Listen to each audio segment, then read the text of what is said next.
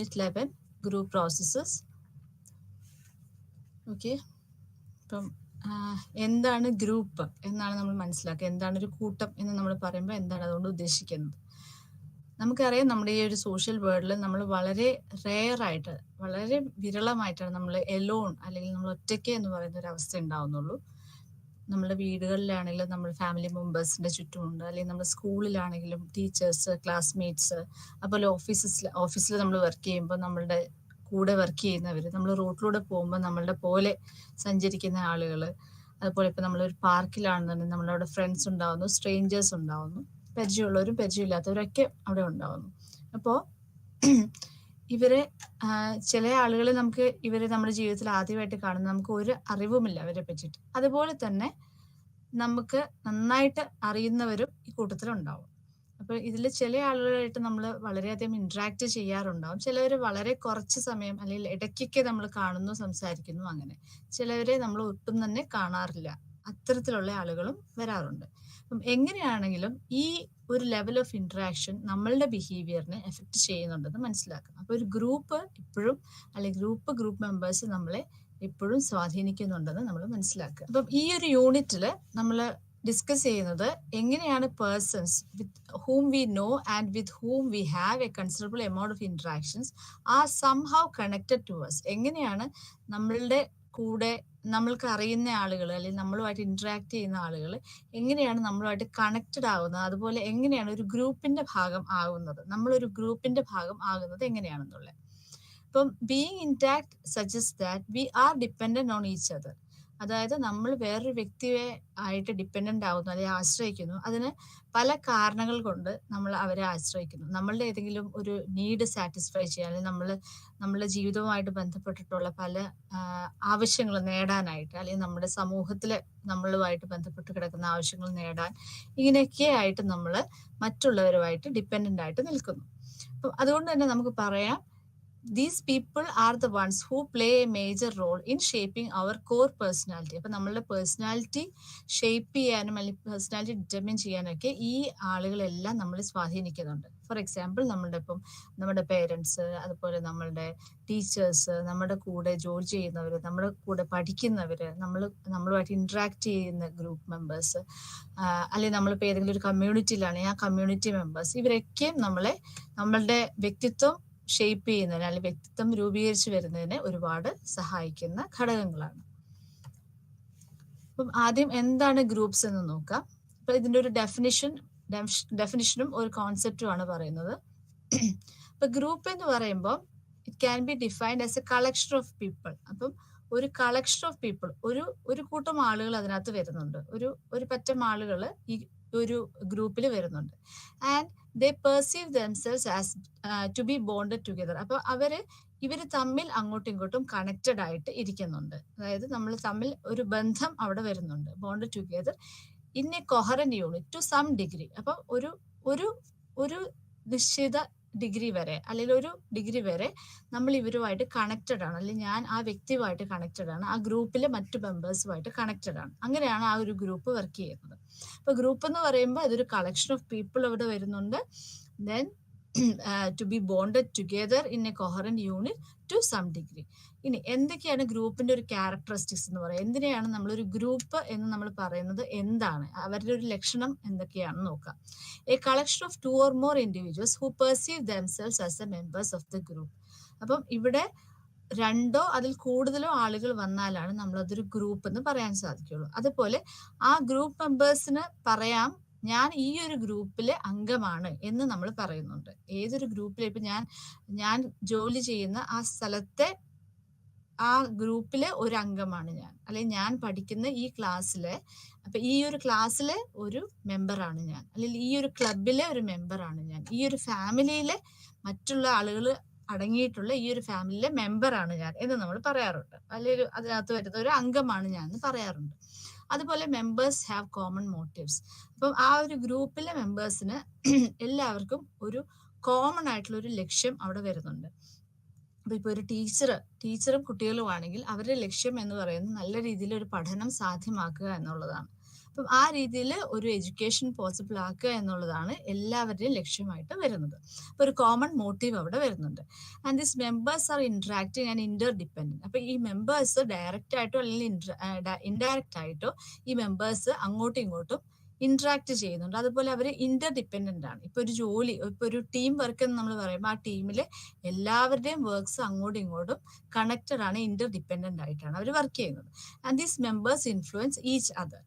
അതുപോലെ ഈ മെമ്പേഴ്സിന്റെ ബിഹേവിയർ, നമുക്കൊരു ഗ്രൂപ്പിൽ നമ്മൾ ആയിക്കഴിഞ്ഞാൽ ആ ഗ്രൂപ്പിൽ ചില നിയമങ്ങളുണ്ട്, അല്ലെങ്കിൽ ആ ഗ്രൂപ്പ് മെമ്പേഴ്സ് പാലിക്കേണ്ട ചില റോൾസ് ഉണ്ട്.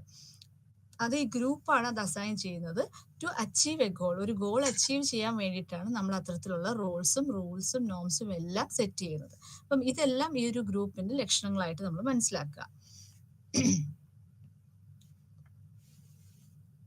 അതുപോലെ ഞാൻ നേരത്തെ പറഞ്ഞ പോലെ ഗ്രൂപ്പിൽ നമ്മൾ നിൽക്കുന്നതിന് നമ്മളുടേതായ ലക്ഷ്യങ്ങളുണ്ട്. നമ്മളുടേതായ പല നീഡ്സും സാറ്റിസ്ഫൈ ചെയ്യാനായിട്ട്, അല്ലെങ്കിൽ നീഡ്സ് നമ്മൾ ഒബ്റ്റെയിൻ ചെയ്യാൻ വേണ്ടിയിട്ടൊക്കെ നമ്മൾ ഈ ഗ്രൂപ്പിൽ അംഗമായിട്ട് നിൽക്കുന്നു. അതിൽ ഒരു നീഡ് എന്ന് പറയുന്നത് അഫിനിറ്റീവ് നീഡ്സ്. അതായത് നമ്മൾക്ക് ആ ഗ്രൂപ്പിൽ തന്നെ നമ്മളൊരു ഫ്രണ്ട്ഷിപ്പ് അല്ലെങ്കിൽ ഒരു ബിലോങ്ങിങ്നെസ് അതിന് വേണ്ടിയിട്ടാണ്, അത് സാറ്റിസ്ഫൈ ചെയ്യാൻ. അത്തരത്തിലുള്ളൊരു റിലേഷൻഷിപ്പ് എല്ലാ മനുഷ്യരിലും ആവശ്യമാണ്. അപ്പം ആ ഒരു സാറ്റിസ്ഫാക്ഷൻ അല്ലെങ്കിൽ ആ ഒരു നീഡ് സാറ്റിസ്ഫൈ ചെയ്യാൻ വേണ്ടിയിട്ടാണ് നമ്മൾ ഗ്രൂപ്പിൽ നിൽക്കുന്നതെന്നാണ് ഒരു കാര്യം പറയുന്നത്. അപ്പൊ അതിന് നമ്മൾ അഫിനിറ്റീവ് നീഡ്സ് എന്നാണ് പറയുക. രണ്ടാമത്തേത് ഈഗോയിസ്റ്റിക് നീഡ്സ്. അതായത് ആ ഒരു ഗ്രൂപ്പിലെ മെമ്പർ ആണ് എന്ന് ഞാൻ പറയുമ്പം എനിക്ക് അവിടെ ഒരു സ്റ്റാറ്റസ് വരുന്നുണ്ട്, അല്ലെങ്കിൽ എൻ്റെ ഒരു സെൽഫ് എസ്റ്റീം അവിടെ ഇൻക്രീസ് ചെയ്യുന്നുണ്ട്. അപ്പം അങ്ങനെ ഒരു ഓപ്പർച്യൂണിറ്റിക്ക് വേണ്ടിയിട്ട് നമ്മൾ ആ ഒരു ഗ്രൂപ്പിൽ മെമ്പറായിട്ട് ഇരിക്കുക എന്നുള്ളതാണ് ഈഗോയിസ്റ്റിക് നീഡ്സ് കൊണ്ട് ഉദ്ദേശിക്കുന്നത്. അടുത്തത് ഫങ്ഷണൽ നീഡാണ്. അതായത് എൻ്റെ ഡെയിലി ആക്ടിവിറ്റീസ് അല്ലെങ്കിൽ എൻ്റെ ഡെയിലി റുട്ടീൻ മുമ്പോട്ട് പോകാൻ വേണ്ടിയിട്ട് നമ്മളുടെ അല്ലെങ്കിൽ അത്തരത്തിലുള്ള നീഡ് സാറ്റിസ്ഫൈ ചെയ്യാൻ വേണ്ടിയിട്ട് ഞാൻ നിൽക്കുന്നതാണ് നമ്മുടെ ഫങ്ഷണൽ നീഡ് സാറ്റിസ്ഫാക്ഷൻ എന്ന് ഉദ്ദേശിക്കുക. അടുത്തത് കോഗ്നിറ്റീവ് നീഡ്സ്. ഞാൻ മനസ്സിലാക്കിയ കാര്യങ്ങൾ ശരിയാണോ, അല്ലെങ്കിൽ എൻ്റെ ഒരു പെർസെപ്ഷൻ, എൻ്റെ ഒരു ഫീലിങ്സ് ശരിയാണോ എന്ന് നമ്മൾ ചെക്ക് ചെയ്യാൻ വേണ്ടിയിട്ട്, അല്ല അത് മനസ്സിലാക്കാൻ വേണ്ടിയിട്ട് നമ്മൾ ആ ഒരു ഗ്രൂപ്പിലാവുമ്പോൾ ശരിയാണ്, ഇത് ശരിയാണ് എന്ന് പറയുമ്പോൾ നമുക്ക് ആ ഒരു കൺസെൻസസ് കിട്ടുകയാണ്. അത് കൺസെൻസസ് വഴി നമ്മളൊരു വാലിഡേറ്റ് ചെയ്യുകയാണ് നമ്മുടെ പെർസെപ്ഷൻസ് അല്ലെങ്കിൽ നമ്മുടെ ഫീലിങ്സ് ശരിയാണെന്നുള്ളത്. അപ്പം അത്തരത്തിലുള്ള നീഡ് സാറ്റിസ്ഫൈ ചെയ്യാനും നമ്മൾ ഗ്രൂപ്പിൽ നിൽക്കാറുണ്ട്. ഓക്കെ, സോ ആദ്യം പറഞ്ഞത് affinitive needs, 2 egoistic needs, 3 functional needs, 4 cognitive needs. ഇതൊക്കെയാണ് നമ്മൾ ഒരു ഗ്രൂപ്പ് വഴി നമ്മൾ ഫുൾഫിൽ ചെയ്യുന്ന നീഡ്സ് എന്ന് പറഞ്ഞാൽ. അടുത്തത് ഗ്രൂപ്പ്സിന്റെ ചില ക്ലാസിഫിക്കേഷൻ ആണ് പറയുന്നത്.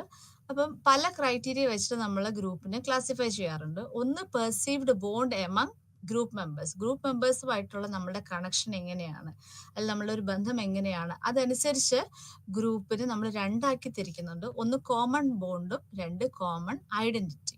ഇപ്പൊ കോമൺ ബോണ്ട് എന്ന് പറയുമ്പോൾ അവിടെ ആളുകൾ തമ്മിൽ ഒരു സ്ട്രോങ് ആയിട്ടുള്ളൊരു കണക്ഷൻ അവിടെ വരുന്നുണ്ട്, സ്ട്രോങ് ആയിട്ടുള്ളൊരു ബോണ്ട് അവിടെ വരുന്നുണ്ട്. അത് കൂടാതെ മെമ്പേഴ്സ് തമ്മിൽ ഫേസ് ടു ഫേസ് ഇന്ററാക്ട് ചെയ്യാനുള്ള ഒരു പോസിബിലിറ്റിയും അവിടെ വരും. അതാണ് കോമൺ ബോണ്ട് ഗ്രൂപ്പ് എന്ന് പറയുന്നത്.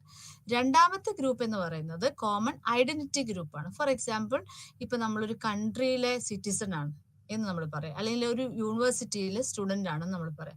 അപ്പൊ ഈ യൂണിവേഴ്സിറ്റിയിലുള്ള എല്ലാ ആളുകളുമായിട്ട് നമ്മൾ ഫേസ് ടു ഫേസ് ഇന്ററാക്ഷൻ വരുന്നില്ല, അല്ലെങ്കിൽ ഇപ്പൊ ഒരു കൺട്രിയിലുള്ള എല്ലാവരുമായിട്ട് നമ്മൾക്ക് ഒരു ഫേസ് ടു ഫേസ് ഇന്ററാക്ഷൻ വരുന്നില്ല. എങ്കിൽ കൂടി നമ്മൾ പറയുന്നു ആ ഒരു കാറ്റഗറി വൈസ്, ഒരു ഐഡന്റിറ്റി എന്ന് പറയുന്ന ബേസിസിൽ നമ്മൾ ഒരു ഗ്രൂപ്പാണ്, ഇന്ത്യ എന്ന് പറയുന്ന ആ രാജ്യത്തെ ഒരു മെമ്പറാണ് ഞാൻ എന്ന് നമ്മൾ പറയുന്നു. So that is common identity group. അപ്പൊ ആദ്യത്തെ കോമൺ ബോണ്ട് ഗ്രൂപ്പ്, രണ്ടാമത്തെ കോമൺ ഐഡന്റിറ്റി ഗ്രൂപ്പ്. അടുത്തൊരു ക്ലാസിഫിക്കേഷനിൽ പറയുന്നത് എൻറ്റിറ്റേറ്റിവിറ്റി ആണ് പറയുന്നത്. എൻറ്റിറ്റേറ്റിവിറ്റി എന്ന് പറയുമ്പോൾ നമുക്ക് നമ്മളൊരു സെയിം പ്ലേസിൽ ഇരിക്കുന്നു, സെയിം ടൈമിൽ സെയിം പർപ്പസ്, കോമൺ പർപ്പസിൽ നമ്മൾ വരുന്നു. അതാണ് ലോ എൻറ്റിറ്റേറ്റീവ് ഗ്രൂപ്പ്സ് എന്ന് നമ്മൾ പറയുന്നത്. ഫോർ എക്സാമ്പിൾ, ഇപ്പം ഒരു ഇന്റർവ്യൂവിന്, ഒരു ജോബിന് കിട്ടാൻ വേണ്ടിയിട്ട് ഒരു ഇന്റർവ്യൂവിൽ നമ്മൾ പങ്കെടുക്കുന്നു. അപ്പൊ ആ ഇന്റർവ്യൂവിൽ ഇരിക്കുന്ന ആളുകൾ മുഴുവൻ, അപ്പൊ ആ ഒരു ഗ്രൂപ്പ് ഓഫ് ഇന്റർവ്യൂവേഴ്സ് എന്ന് നമ്മൾ പറയുമ്പോൾ അത് ഒരു ലോ എൻറ്റിറ്റേറ്റീവ് ഗ്രൂപ്പ് എന്ന് നമ്മൾ പറയാം. അപ്പൊ എൻറ്റിറ്റേറ്റീവ് എന്ന് പറയുന്നത് നമ്മളൊരു കൊഹറൻസ് എത്രത്തോളം ഉണ്ട്, അല്ല ഒരു കൂട്ടായ്മ എത്രത്തോളം ഉണ്ട് എന്നുള്ളതാണ്, അതിനെ ബേസ് ചെയ്തിട്ടാണ് നമ്മൾ പറയുന്നത്. ആ സമയം ഇപ്പൊ നമ്മൾ പറയുമ്പോൾ ഒരു ഫാമിലി എന്ന് പറയുമ്പോൾ അവിടെ ഒരു ഹൈ എൻറ്റിറ്റേറ്റിവിറ്റി ആണ് നമ്മൾ കാണുന്നത്. അപ്പൊ ലോ എൻറ്റിറ്റേറ്റീവ് ഗ്രൂപ്പ്സും ഹൈ എൻറ്റിറ്റേറ്റീവ് ഗ്രൂപ്പ്സ് ഇങ്ങനെ രണ്ട് ക്ലാസിഫിക്കേഷൻ ആണ് പറയുന്നത്. അപ്പൊ ഒരു ഹൈ എൻറ്റിറ്റേറ്റിവിറ്റി ഗ്രൂപ്പ് എന്ന് പറയുമ്പോൾ അവിടെ ഫ്രീക്വന്റ് ആയിട്ടുള്ള ഇന്ററാക്ഷൻ ഉണ്ടാവും. അതിപ്പോ ഫോൺ വഴിയായാലും അല്ലെങ്കിൽ ഫേസ് ടു ഫേസ് ആയാലും ഇന്റർനെറ്റ് വഴിയാണ് എങ്ങനെയാണെങ്കിലും നമ്മൾ ഫ്രീക്വന്റ് ആയിട്ട് അവരുമായിട്ട് ഒരു സംസർഗം നമ്മളിൽ വരുന്നു. അതുപോലെ നമ്മൾ ഒരേ ഗോൾസ് തന്നെ ഷെയർ ചെയ്യുന്നു. പല കാര്യങ്ങളും ഈ മെമ്പേഴ്സ് തമ്മിൽ ഒരു നല്ല സിമിലാരിറ്റീസ് ഉണ്ട്. അതുപോലെ നോൺ മെമ്പേഴ്സുമായിട്ട് നമ്മളും വളരെ സിഗ്നിഫിക്കന്റ് ആയിട്ട് ഡിഫറെന്റ് ആണെന്ന് നമ്മൾ പറയുന്നു. അപ്പൊ ഈ ഗ്രൂപ്പ് എന്ന് പറയുന്നത് ശരിക്കും പറഞ്ഞാൽ ഈ മെമ്പേഴ്സിന്റെ ഒരു ഇന്ററാക്ഷന്റെ കോൺസിക്വൻസസ് ആയിട്ടാണ് ഈ ഒരു ഗ്രൂപ്പിനെ നമ്മൾ കൺസിഡർ ചെയ്യുന്നത്. അപ്പം അത്തരത്തിലുള്ള ഒരു ഗ്രൂപ്പിനെ നമ്മൾ ഹൈ എൻറ്റിറ്റേറ്റിവിറ്റി ഗ്രൂപ്പ് എന്ന് പറയുന്നു, മറ്റേത് ലോ എൻറ്റിറ്റേറ്റിവിറ്റി ഗ്രൂപ്പ് എന്ന് പറയുന്നു. ഓക്കെ, അപ്പൊ അതാണ് രണ്ടാമത്തെ ക്ലാസിഫിക്കേഷനിൽ പറയുന്നത്. അപ്പം ഇതിൽ നമ്മൾ ഈ എൻറ്റിറ്റേറ്റിവിറ്റി നമ്മൾ പറയുമ്പോൾ അതിനകത്ത് ഒരു കാര്യം നമ്മൾ ശ്രദ്ധിക്കേണ്ടത്, ഒരിക്കലും ഗ്രൂപ്പ് സൈസിനെ ബേസ് ചെയ്തിട്ടുള്ള നമ്മൾ പറയുന്നത് എങ്ങനെയാണ് നമ്മൾ ഒരു അതോറിറ്റിയെ അക്സെപ്റ്റ് ചെയ്യുന്നത്, എങ്ങനെയാണ് നമ്മളിലുള്ള ഈ റിസോഴ്സസ് ഒക്കെ നമ്മൾ എഫക്റ്റീവ്ലി എല്ലാവരിലേക്കും ഷെയർ ചെയ്ത് എത്തിക്കുന്നത്, അതുപോലെ നോംസിനോട് അല്ലെങ്കിൽ നമ്മളുടെ മാനദണ്ഡങ്ങൾ എങ്ങനെ നമ്മൾ പാലിക്കുന്നു, അതിനോട് നമ്മൾ എങ്ങനെ ചേർന്ന് നിൽക്കുന്നു, ഇതൊക്കെയാണ് നമ്മൾ ആ ഒരു എൻറ്റിറ്റേറ്റിവിറ്റിനെ ബാധിക്കുന്ന ഘടകങ്ങൾ എന്ന് പറയാം. ഓക്കെ, സോ അതാണ് രണ്ടാമത്തെ ക്ലാസിഫിക്കേഷൻ പറയുന്നത്. അപ്പൊ ആദ്യത്തേൽ നമ്മൾ പറഞ്ഞത് ഒന്ന് കോമൺ ബോണ്ട് ഗ്രൂപ്പും രണ്ട് കോമൺ ഐഡന്റിറ്റി ഗ്രൂപ്പും, രണ്ടാമത്തത് ഹൈ എൻറ്റിറ്റേറ്റിവിറ്റി ഗ്രൂപ്പും ആൻഡ് ലോ എൻറ്റിറ്റേറ്റിവിറ്റി ഗ്രൂപ്പും. ദെൻ അടുത്തത് പ്രൈമറി വേഴ്സസ് സെക്കൻഡറി ഗ്രൂപ്പാണ്. ഇപ്പൊ പ്രൈമറി ഗ്രൂപ്പ് എന്ന് നമ്മൾ പറയുമ്പോൾ ആ ഒരു ഗ്രൂപ്പ് എന്ന് പറയുന്നത് നമ്മളൊരു പ്രീ എക്സിസ്റ്റിംഗ് ഫോർമേഷൻ എന്ന് നമ്മൾ പറയാം. അപ്പൊ നമ്മൾ വരുന്നതിന് മുന്നേ അത് ഫിക്സ്ഡ് ആണ് എന്ന് പറയുന്നത്, ലൈക്ക് ഫാമിലി, കാസ്റ്റ് എന്ന് പറയുന്നത്. അപ്പം അത് നമ്മൾക്ക് ചൂസ് ചെയ്യാൻ പറ്റില്ല, അല്ലെങ്കിൽ അതിൽ നിന്ന് നമുക്ക് ലീവ് ചെയ്ത് പോകാനും പറ്റില്ല. അതാണ് പ്രൈമറി ഗ്രൂപ്പ് എന്ന് ഉദ്ദേശിക്കുക. അതേസമയം ഇപ്പൊ സെക്കൻഡറി ഗ്രൂപ്പ് എന്ന് ഉദ്ദേശിക്കുന്നത്, സെക്കൻഡറി ഗ്രൂപ്പ് എന്ന് പറയുമ്പോൾ നമ്മൾ വോളണ്ടറി ആയിട്ട് എടുക്കുന്ന ഒരു മെമ്പർഷിപ്പാണ് സെക്കൻഡറി ഗ്രൂപ്പ്. ഫോർ എക്സാമ്പിൾ ഇപ്പൊ ഒരു പൊളിറ്റിക്കൽ പാർട്ടിയിൽ അല്ലെങ്കിൽ ഒരു ക്ലബിലെ മെമ്പർഷിപ്പ് അല്ലെങ്കിൽ ഒരു വർക്കിൽ നമ്മൾ ജോയിൻ ചെയ്യുമ്പോൾ അവിടെ നമുക്ക് ഓപ്ഷൻ ഉണ്ട്, ഇത് വേണോ വേണ്ടെന്ന് വെക്കാനും വേണമെന്ന് പറയാനും ഒക്കെ നമുക്കൊരു ഓപ്ഷൻ അവിടെ വരുന്നുണ്ട്. അത്തരത്തിലുള്ള ഗ്രൂപ്പിനെ നമ്മൾ സെക്കൻഡറി ഗ്രൂപ്പ് എന്ന് പറയാം. So primary group and secondary group. അടുത്തത് വരുന്നത് ഫോർമൽ വേഴ്സസ് ഇൻഫോർമൽ ഗ്രൂപ്പ്. ഇപ്പൊ ഫോർമൽ ഗ്രൂപ്പ് നമ്മൾ പറയുമ്പം അവിടെ ഫിക്സ്ഡ് ആയിട്ടുള്ള റൂൾസ് ഉണ്ടാവും. ആ റൂൾസ് വളരെയധികം സ്റ്റേറ്റഡ് ആയിരിക്കും. കൃത്യമായിട്ട് നമ്മൾക്ക് ആ റൂൾസ് മനസ്സിലാക്കാൻ പറ്റും. വേറെ പുറത്തുനിന്ന് ഒരാൾ വന്നിട്ടുണ്ടെങ്കിലും ഈ ഗ്രൂപ്പിന് ഇന്ന റൂൾസ് ആണ് അല്ലെങ്കിൽ ഇന്ന റെഗുലേഷൻസ് ആണെന്നും വളരെ കൃത്യമായിട്ട് നമുക്ക് മനസ്സിലാക്കാൻ സാധിക്കും. സോ അത്തരത്തിലുള്ള ഗ്രൂപ്പിന് നമ്മൾ ഫോർമൽ ഗ്രൂപ്പ് എന്ന് പറയാം. ഫോർ എക്സാമ്പിൾ ഇപ്പൊ സ്കൂൾ എന്ന് പറയുമ്പോൾ ആ സ്കൂളിൽ സ്പെസിഫൈഡ് ആയിട്ടുള്ള റൂൾസ് ഉണ്ട്. അത് സ്റ്റുഡൻസിനും കൃത്യമായ റൂൾസ് ഉണ്ട്, ടീച്ചേഴ്സിനും റൂൾസ് ഉണ്ട്. അപ്പം അവരുടെ ഒരു പ്രൈമറി പർപ്പസ് എന്ന് പറഞ്ഞു കഴിഞ്ഞാൽ എന്താണ്, ഒരു ക്വാളിറ്റി എഡ്യൂക്കേഷൻ നൽകുക അല്ലെങ്കിൽ അത് കുട്ടികളിൽ വരുത്തുക എന്നുള്ളതാണ് അതുകൊണ്ട് ഉദ്ദേശിക്കുന്നത്. അപ്പൊ നോംസും അതുപോലെ സ്റ്റാറ്റസും എല്ലാം അവിടെ വളരെ ക്ലിയർലി ഡിഫൈൻഡ് ആണ്. അപ്പം അവിടെ ആർക്കാണ് സ്റ്റാറ്റസ് ഹയർ ലെവലിൽ വരുന്നത്, എങ്ങനെയാണ് ഹൈറാർക്കി എല്ലാം വളരെ കൃത്യമായിട്ട് വരുന്ന അത്തരത്തിലുള്ള ഗ്രൂപ്പിന് നമ്മൾ ഫോർമൽ ഗ്രൂപ്പ് എന്നാ പറയാ. അതിന്റെ ഓപ്പോസിറ്റ് ആണ് ഇൻഫോർമൽ ഗ്രൂപ്പ്. ഇൻഫോർമൽ ഗ്രൂപ്പ് എന്ന് പറയുമ്പോൾ അവിടെ എക്സ്പ്ലിസിറ്റ് ആയിട്ടുള്ള റൂൾസോ അല്ലെങ്കിൽ റെഗുലേഷൻസോ ഒന്നുമില്ല. ഇപ്പം ഫോർ എക്സാമ്പിൾ ഇപ്പൊ ഒരു ഫ്രണ്ട്ഷിപ്പ് ഗ്രൂപ്പ് എന്ന് പറയുമ്പോൾ അതൊരു ഇൻഫോർമൽ ഗ്രൂപ്പാണ്. അല്ലെങ്കിൽ ഇപ്പൊ ഒരു കോളനിയിൽ ഒരു പാർക്കിൽ ഗ്യാദർ ചെയ്യുന്ന കുട്ടികളുടെ ഒരു ഗ്രൂപ്പ് എന്ന് പറയുന്നത്, അവിടെ ഇന്നയാളാണ്, അവിടെ സ്റ്റേറ്റസിന്റെ ഒരു ഇഷ്യൂ വരുന്നില്ല അല്ലെങ്കിൽ നോംസ് വരുന്നില്ല, ഒന്നും ഇപ്പൊ റൂൾസ് അങ്ങനെയൊന്നും സ്റ്റേറ്റ് ചെയ്ത് വെച്ചിട്ടില്ല, എന്താണ് ആര് എന്ത് ചെയ്യണം എന്ന് പറയുന്ന ഫങ്ഷൻസ് ഒന്നും അവിടെ പറയുന്നില്ല, അത് ക്ലിയർലി സ്പെസിഫൈ ചെയ്ത് വരുന്നില്ല. അപ്പൊ അത്തരത്തിലുള്ള ഗ്രൂപ്പിനെ നമ്മൾ ഇൻഫോർമൽ ഗ്രൂപ്പ് എന്ന് പറയും. So formal group and informal group. അടുത്തത് കമ്പോണൻസ് ഓഫ് ഗ്രൂപ്പ് ആണ്. വളരെ കോമൺ ആയിട്ട് എല്ലാവർക്കും അറിയുന്ന ഒരു കാര്യമാണ് കമ്പോണൻസ് ഓഫ് ഗ്രൂപ്പ്. ഗ്രൂപ്പിൽ വരുന്ന ഘടകങ്ങൾ എന്തൊക്കെയാണെന്നുള്ളത്. ഏറ്റവും ആദ്യം പറയുന്നത് സ്റ്റേറ്റസ്. സ്റ്റേറ്റസ് എന്ന് പറഞ്ഞു കഴിഞ്ഞാൽ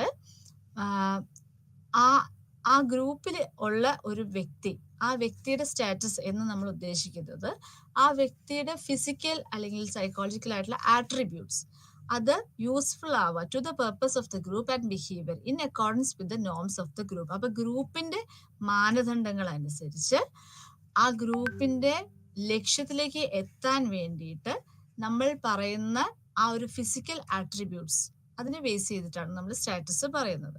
അപ്പം സ്റ്റാറ്റസ് എന്ന് പറയുന്നത് അതൊരു പൊസിഷൻ ആണ് അല്ലെങ്കിൽ അതൊരു റാങ്ക് ആണ് in A group and it may be implicit features such as elders and new entrants in a group. അപ്പോൾ often the status is associated with many privileges. അപ്പോൾ ഒരു സ്റ്റാറ്റസ്, ഒരു ഗ്രൂപ്പിൽ എനിക്കൊരു ഹൈ സ്റ്റാറ്റസ് ഉണ്ട് എന്ന് പറയുമ്പോൾ ഒരു ഹൈ റാങ്ക് അല്ലെങ്കിൽ അവിടെ ഒരു പൊസിഷൻ എനിക്കുണ്ട്. ആ പൊസിഷൻ എന്ന് പറയുന്നതിനനുസരിച്ച് തന്നെ എനിക്ക് അവിടെ പല റിസോഴ്സസും ആക്സസ് ചെയ്യാനുള്ളൊരു ഫെസിലിറ്റി എനിക്ക് കിട്ടുന്നു, പല പ്രിവിലേജസ് കിട്ടുന്നു, റെസ്പെക്റ്റ് കിട്ടുന്നു, സാലറി, അതുപോലെ മറ്റുള്ള ആളുകളെ ഇൻഫ്ലുവൻസ് ചെയ്യാനുള്ളൊരു കപ്പാസിറ്റി, ഗ്രൂപ്പിന്റെ റെസ്പോൺസിബിലിറ്റി നമ്മളിലേക്ക് വരുന്നു, അതുപോലെ ഡിസിഷൻസ്, ഗ്രൂപ്പിൽ വരുന്ന ഡിസിഷൻസ് എടുക്കാനുള്ള ഒരു എബിലിറ്റിയും എല്ലാം നമ്മളുടെ ഈ സ്റ്റാറ്റസുമായിട്ട് ചേർന്ന് വരുന്നു.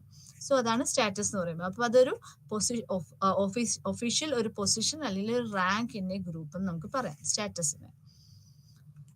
അടുത്തത് റോളാണ്. റോൾ എന്ന് പറയുന്നത് നമ്മൾ വരുന്ന നമുക്ക് ഡിസൈൻ ചെയ്ത് വെച്ചിരിക്കുന്നത്, നമുക്ക് എന്ത് ഫംഗ്ഷനാണ് നമ്മൾ അവിടെ പ്ലേ ചെയ്യേണ്ടത്, അല്ലെങ്കിൽ നമ്മൾ എന്ത് ഫംഗ്ഷനാണ് പെർഫോം ചെയ്യേണ്ടത്, അതാണ് നമ്മുടെ റോൾ എന്ന് പറഞ്ഞത്. ഫോർ എക്സാമ്പിൾ, ഇപ്പൊ ഒരു ക്രിക്കറ്റ് ടീം ആകുമ്പോൾ അവിടെ ക്യാപ്റ്റന്റെ റോൾ എന്താണ്? അപ്പൊ ആ ഒരു ടീം ലീഡ് ചെയ്യാന്നുള്ളതാണ് നമ്മുടെ ക്യാപ്റ്റന്റെ റോൾ വരുന്നത് ഗ്രൗണ്ടിൽ. ദെൻ അപ്പൊ അവിടെ ഒരു കോച്ചിന്റെ റോൾ എന്താ വരുന്നത്? അത് ആ ഒരു ടീമിന്റെ ആ ഒരു പ്രാക്ടീസ് ഒക്കെ വളരെ സ്മൂത്തും അതുപോലെ സ്ട്രാറ്റജിക്കുമായിട്ട് അത് മുമ്പോട്ട് കൊണ്ടുപോകുക, അത് അറേഞ്ച് ചെയ്യുക, മാനേജ് ചെയ്യുക എന്നുള്ളതാണ് ഒരു കോച്ചിന്റെ ഒരു റോള് വരുന്നത്. അവിടെ ഒരു ഫിസിയോതെറപ്പിസ്റ്റിന്റെ റോൾ എന്താ വരിക? ഫിസിക്കലായിട്ടുള്ള ഫിറ്റ്നസ് എങ്ങനെ മെയിൻറ്റെയിൻ ചെയ്ത് കൊണ്ടുപോകാം, അല്ലെങ്കിൽ എങ്ങനെ എൻഷുർ ചെയ്യാം എന്നുള്ളതാണ് ഒരു ഫിസിയോതെറപ്പിസ്റ്റിന്റെ റോള് വരുന്നത്. അവിടെ ഇപ്പോൾ ഒരു സ്പോർട്സ് സൈക്കോളജിസ്റ്റിന്റെ റോൾ എന്താ വരുന്നത്? അവരുടെ ഒരു മെന്റൽ സെറ്റ് എങ്ങനെയാണ് വർക്ക് ചെയ്യുക, അല്ലെങ്കിൽ അവരുടെ സൈക്കോളജിക്കൽ ഹെൽത്ത് എങ്ങനെ എൻഷുർ ചെയ്യാൻ പറ്റും എന്നുള്ളതാണ് അവിടെ ഒരു സ്പോർട്സ് സൈക്കോളജിസ്റ്റിന്റെ റോൾ വരുന്നത്. അപ്പൊ അവിടെ ഒരു മാനേജറിന്റെ റോൾ എങ്ങനെയാ വരുന്നത്? ആ ഒരു ടീം എങ്ങനെ ട്രാവൽ ചെയ്യുന്നു, അതിൽ വരുന്ന ഇഷ്യൂസിന്റെ റെസ്പോൺസിബിലിറ്റിയാണ് ഒരു മാനേജറിൽ വരിക. And it's interaction with the media. അപ്പം ഇങ്ങനെ ഒരു ടീം നമ്മൾ മുമ്പോട്ട് കൊണ്ടുപോകുമ്പോൾ അതിനകത്ത് ഓരോ വ്യക്തികൾക്കും എന്തൊക്കെ ഡ്യൂട്ടീസ് ആണ്, അല്ലെങ്കിൽ എന്തൊക്കെ ഫങ്ഷൻസ് ആണ് വരിക എന്നുള്ളതിനെയാണ് നമ്മൾ റോൾസ് എന്ന് പറയുക. അപ്പൊ ഈ റോൾസ് എന്ന് പറയുമ്പോൾ അവിടെ ഒരു സെറ്റ് ഓഫ് ബിഹേവിയർ ആണ്. ആ ബിഹേവിയർ നമ്മൾ എക്സ്പെക്ട് ചെയ്യുന്നുണ്ട്, ഗ്രൂപ്പ് മെമ്പേഴ്സ് ആ ഒരു ബിഹേവിയേഴ്സ് അവിടെ പ്ലേ ചെയ്യണം അല്ലെങ്കിൽ പെർഫോം ചെയ്യണം എന്നുള്ളത് നമ്മുടെ ഗ്രൂപ്പിന്റെ ഒരു നോം ആയിട്ടാണ് വരുന്നത്. അപ്പം ഗോൾസ് അതുപോലെ റോൾ ക്ലാരിറ്റി ഇതെല്ലാം അവിടെ കൊടുത്തില്ലെങ്കിൽ പിന്നെ സംഭവിക്കുന്നത് എന്താണ്? അവിടെ കൺഫ്യൂഷനും അതുപോലെ റോൾ ആംബിഗ്യൂറ്റിയാണ് അതിന്റെ ഒരു റിസൾട്ട് വരിക. Okay, so first status and second one is role. അടുത്തത് നോംസ് ആണ്. നോം എന്ന് പറയുന്നത് നമ്മൾ പറഞ്ഞ പോലെ, റൂൾസ് എന്ന് പറയുന്നത് നമ്മളുടെ നിയമങ്ങളാണ്, നോം എന്ന് പറയുമ്പോൾ മാനദണ്ഡങ്ങളാണ് അതിനകത്ത് വരുന്നത്. ഇപ്പൊ നോം എന്ന് പറയുമ്പോൾ റൂൾസ് അല്ലെങ്കിൽ mutual expectation that develop within the group. ഗ്രൂപ്പിൽ ഡെവലപ്പ് ചെയ്ത് വരുന്ന റൂൾസ് അതുപോലെ മ്യൂച്വൽ ആയിട്ടുള്ള എക്സ്പെക്ടേഷൻസ് ആണ് നമ്മളുടെ നോംസ് എന്ന് പറയുന്നത്. അപ്പൊ ഈ നോംസിന് ഗ്രൂപ്പ് മെമ്പേഴ്സിന്റെ റോള് അല്ലെങ്കിൽ ഗ്രൂപ്പ് മെമ്പേഴ്സിന്റെ ബിഹേവിയറിന് നോംസിന് വളരെയധികം പ്രാധാന്യം പറയുന്നുണ്ട്.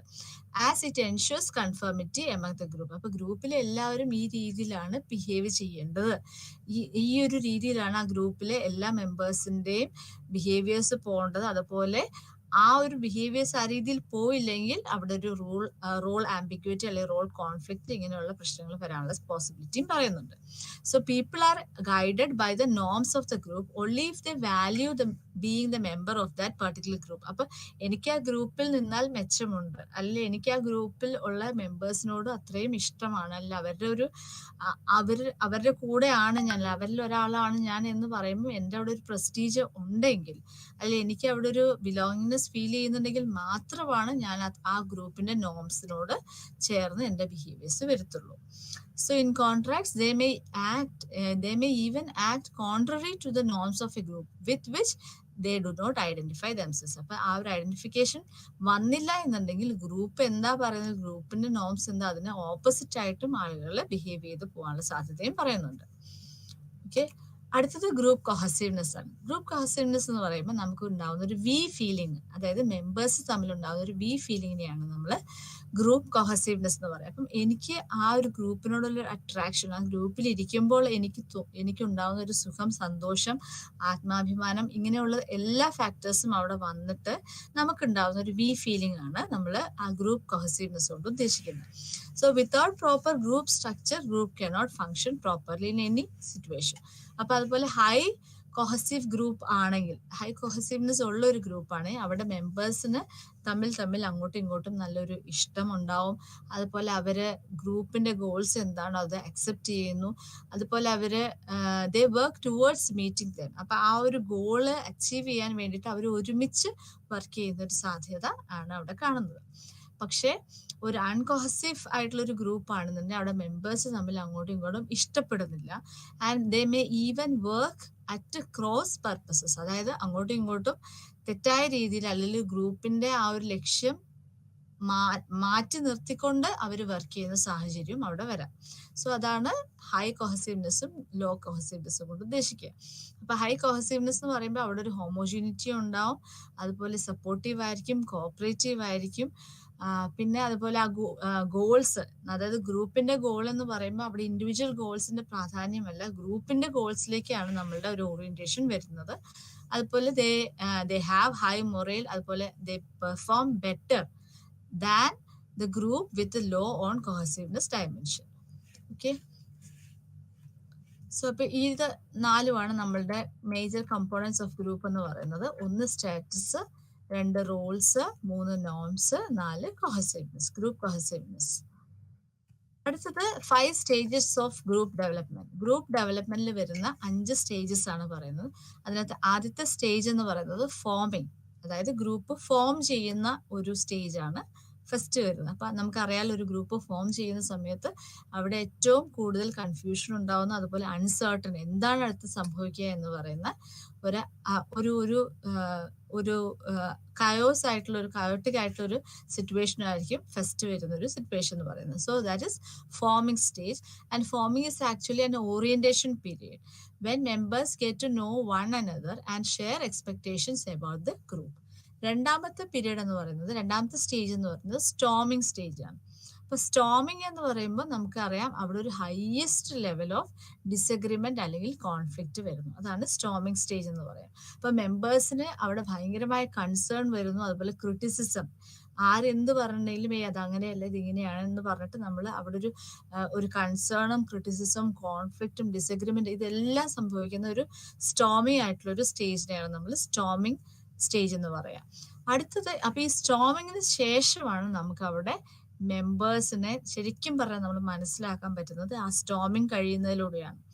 സ്റ്റോമിങ് കഴിയുന്നതിലൂടെ നമുക്ക് ഓരോ വ്യക്തിയെ മനസ്സിലാക്കാൻ പറ്റും, അവരൊരു എക്സ്പെക്ടേഷൻ, അവരിൽ ആർക്കാണ് റെസ്പോൺസിബിലിറ്റി, ആർക്കാണ് കൃത്യമായിട്ട് ജോലികൾ ചെയ്യാൻ സാധിക്കുക, ഈ ഒരു ഗ്രൂപ്പിന്റെ പ്രോഗ്രസ്സിലേക്ക് ആർക്കൊക്കെ കോൺട്രിബ്യൂട്ട് ചെയ്യാൻ പറ്റും, ഏതൊക്കെ രീതിയിൽ ഓരോ വ്യക്തിക്കും കോൺട്രിബ്യൂട്ട് ചെയ്യാൻ പറ്റും എന്നുള്ള കൃത്യമായൊരു ധാരണ നമുക്ക് വരുന്നതാണ് തേർഡ് സ്റ്റേജ് എന്ന് പറയുന്നത്. അപ്പം ആ ഒരു സ്റ്റേജിലാണ് നമുക്ക് ആ ഒരു റെസ്പോൺസിബിലിറ്റി നമ്മൾ ഡിവൈഡ് ചെയ്ത് കൊടുക്കുക, ഗ്രൂപ്പിൽ തന്നെ സബ് ഗ്രൂപ്പ്സ് നമ്മൾ എങ്ങനെ ഉണ്ടാക്കി വർക്ക് ചെയ്യാൻ പറ്റുക, ഇതൊക്കെ നമ്മൾ സംഭവിക്കുന്നത് ആ നോമിംഗ് സ്റ്റേജിലാണ്. സോ ഫോമിംഗ്, സ്റ്റോമിംഗ്, നോമിംഗ്, ദെൻ അടുത്ത സ്റ്റേജ് എന്ന് പറയുന്നത് പെർഫോമിംഗ് സ്റ്റേജ് ആണ്. പെർഫോമിംഗ് സ്റ്റേജ് എന്ന് പറയുന്നത് execution stage of the group. അപ്പം ഗ്രൂപ്പില് ആ ഒരു എന്താ നമ്മളിൽ വരുന്ന ടാസ്ക്, അല്ലെങ്കിൽ നമ്മൾക്ക് തന്നിരിക്കുന്ന ടാസ്ക് എന്താണോ ആ ടാസ്ക് നടപ്പിലാക്കുന്ന ഒരു സ്റ്റേജിനെയാണ് നമ്മൾ പെർഫോമിംഗ് സ്റ്റേജ് എന്ന് പറയാം. ഇപ്പൊ ഒരു ടീം വർക്ക് ആണെങ്കിൽ അവിടെ ആ ടീമിന്റെ വർക്ക് എന്താണ്, ഫൈനൽ സ്റ്റേജിൽ വരുമ്പോൾ അത് എന്താ നിങ്ങളിൽ നിന്ന് പ്രതീക്ഷിക്കുന്നത്, അത് നടപ്പിലാക്കുന്ന സ്റ്റേജ് ആണ് പെർഫോമൻസ് സ്റ്റേജ് എന്ന് നമ്മൾ പറയുന്നത്. സോ സിൻസ് ദ നോം, status, roles etcetera have been finalised, members fully devote their efforts to achieve the group goals.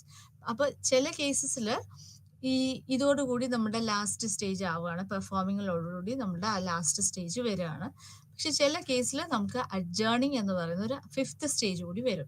അപ്പം ആ 5th സ്റ്റേജിൽ എന്താ വെച്ച് കഴിഞ്ഞാൽ നമ്മൾക്ക് ഒരു പ്രിപ്പറേഷൻ ടു ലീവ് എന്ന് പറയുന്ന ഒരു സ്റ്റേജ് ആണ്. അപ്പൊ ഗ്രൂപ്പ് ഡിസ്പേഴ്സ് ചെയ്യുന്ന ഒരു സ്റ്റേറ്റിനെയാണ് നമ്മൾ അഡ്ജേണിങ് സ്റ്റേജ് എന്ന് നമ്മൾ പറയുന്നത്. So this state indicates that the members of the group often experience feelings of closure and sadness as they prepare to leave. So only few groups have this initial stage. Here, group is disbanded after its purpose is achieved. For example, a committee of juries formed to investigate any case of corruption gets disbanded after submitting its reports. അപ്പോൾ ആ report submit ചെയ്യുന്നതിലൂടെ നമ്മൾ ആ group മാറുകയാണ്.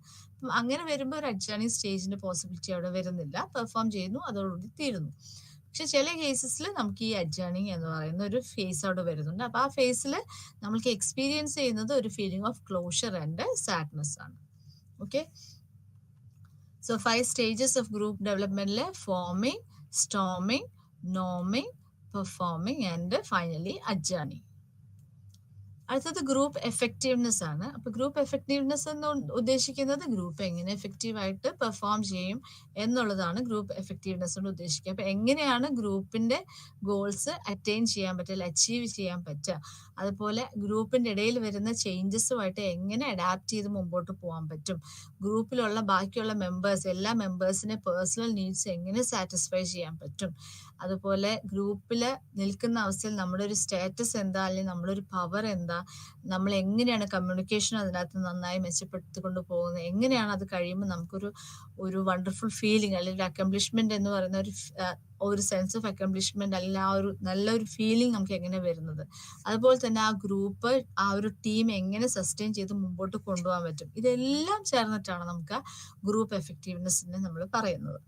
So by influencing the group processes, inputs have both direct and indirect effects on group effectiveness. So inputs എന്ന് ഉദ്ദേശിക്കുന്നത് persons ആവാം, task, tool, time, ഇതെല്ലാം ഇൻപുട്സിലേക്ക് വരുന്നുണ്ട്.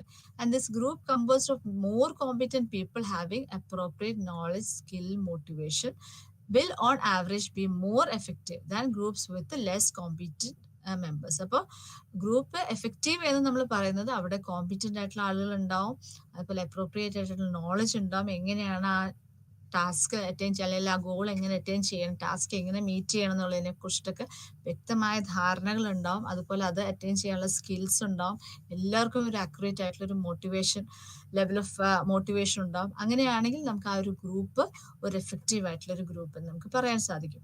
ഇപ്പൊ ഒരു ഗ്രൂപ്പ് എഫക്റ്റീവ് ആവണമെങ്കിൽ അവിടെ നീഡ്സ് സാറ്റിസ്ഫൈ ചെയ്യണം, ദെൻ ചേഞ്ചസ് വരുമ്പോൾ അതിനോട് ചേർന്ന് നിൽക്കാനായിട്ട് പഠിക്കുക, ദെൻ എങ്ങനെയാണ് ഗ്രൂപ്പ് ഗോൾ അച്ചീവ് ചെയ്യേണ്ടതെന്നുള്ളത് അറിയണം, പവറും സ്റ്റാറ്റസ് എങ്ങനെയാ പോകുന്നത് എന്നുള്ളത് അറിയണം, ദെൻ കമ്മ്യൂണിക്കേഷൻ ക്ലിയർ ആണോ എന്ന് അറിയണം, ഗ്രൂപ്പിനെ എങ്ങനെ സസ്റ്റെയിൻ ചെയ്ത് മുമ്പോട്ട് കൊണ്ടുപോകാം എന്ന് അറിയണം, എല്ലാവർക്കും വേണ്ട ഒരു കോമ്പിറ്റൻസി ഉണ്ടോ, അതുപോലെ നോളജ്, സ്കിൽസ്, മോട്ടിവേഷൻ ഇതെല്ലാം എല്ലാവരിലും ഉണ്ടോ എന്ന് നമ്മൾ ഉറപ്പുവരുത്തുക. ഇതെല്ലാം ഓക്കെ ആണെങ്കിൽ നമുക്ക് പറയാം ആ ഒരു ഗ്രൂപ്പ് ഒരു എഫക്റ്റീവ് ആയിട്ടുള്ള ഗ്രൂപ്പ് ആണെന്ന്.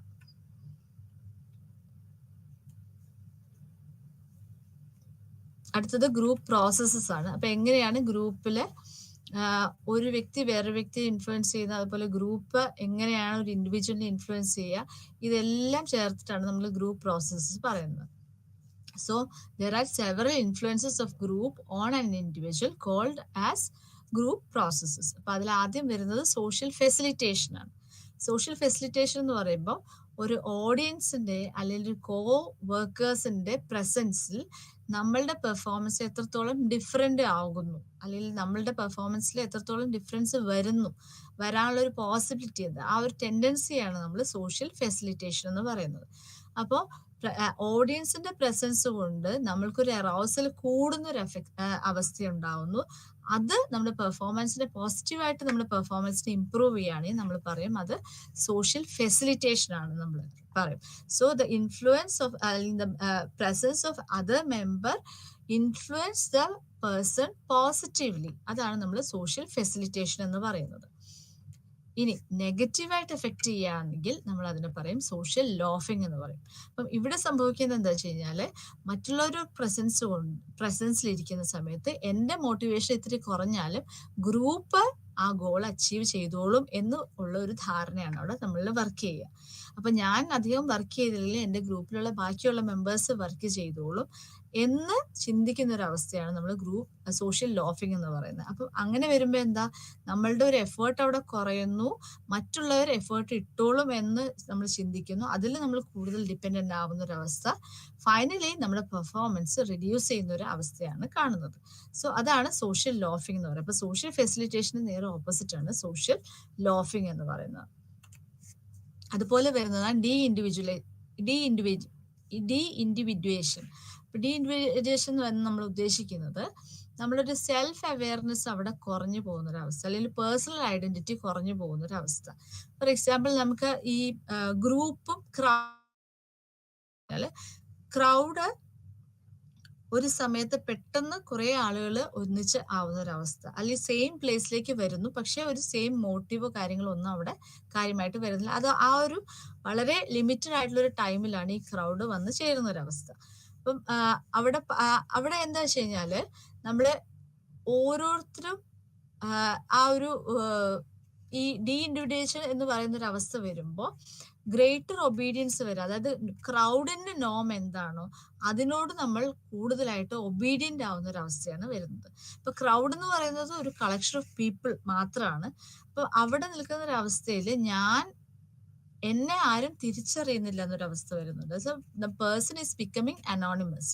അപ്പം അങ്ങനെ വരുമ്പോഴെന്താ, എന്നെ ആരും തിരിച്ചറിയുന്നില്ലെങ്കിൽ എൻ്റെ ആക്ഷന് റെസ്പോൺസിബിലിറ്റി ഞാൻ ഏൽക്കേണ്ട കാര്യം വരുന്നില്ല, അല്ലെങ്കിൽ I am feeling less responsible for my acts. അപ്പം അങ്ങനെ വരുമ്പോൾ നമ്മൾ കൂടുതലായിട്ടും വൈൽഡ് ആയിട്ടുള്ള, അതുപോലെ അൺറിസ്ട്രെയിൻഡ്, ഒരു അൺഇൻഹിബിറ്റഡ് ആയിട്ടുള്ള അല്ലെങ്കിൽ ആന്റി സോഷ്യൽ ആയിട്ടുള്ള ആക്ഷൻസ് നമ്മൾ ചെയ്തു പോകുന്ന ഒരു അവസ്ഥ. ഇപ്പം ഒരു ക്രൗഡ്, പെട്ടെന്ന് ഉണ്ടാകുന്ന ഒരു ക്രൗഡ്, ആ ക്രൗഡിൽ എല്ലാവരും കല്ലെറിയുന്ന സമയത്ത് ഞാൻ ഒറ്റയ്ക്കാണെങ്കിൽ ഒരിക്കലും ഞാൻ കല്ലെറിയില്ല. ഓക്കെ, പക്ഷെ ഈ കൂട്ടത്തിൽ ഇരുന്നുകൊണ്ട് ഞാൻ കല്ലെറിഞ്ഞെന്ന് ആർക്കറിയാം, അല്ല ആരും അത് തിരിച്ചറിയില്ലല്ലോ, എന്നെ ആർക്കും മനസ്സിലാവില്ലല്ലോ എന്ന് ഉള്ളൊരു ചിന്തയിൽ നിന്ന് നമ്മുടെ ഒരു പേഴ്സണൽ ഐഡന്റിറ്റി അവിടെ റെഡ്യൂസ് ചെയ്ത് വരുന്ന ഒരു അവസ്ഥയാണ്. അത്തരത്തിലുള്ളൊരു സൈക്കോളജിക്കൽ സ്റ്റേറ്റിനെയാണ് നമ്മൾ ഡി ഇൻഡിവിഡുവേഷൻ എന്ന് പറയുന്നത്. അതിന്റെ എക്സാമ്പിൾ പറയുന്നത് ഹൂളിഗാനിസം പറയുന്നുണ്ട്, നിങ്ങളത് വായിക്കുക.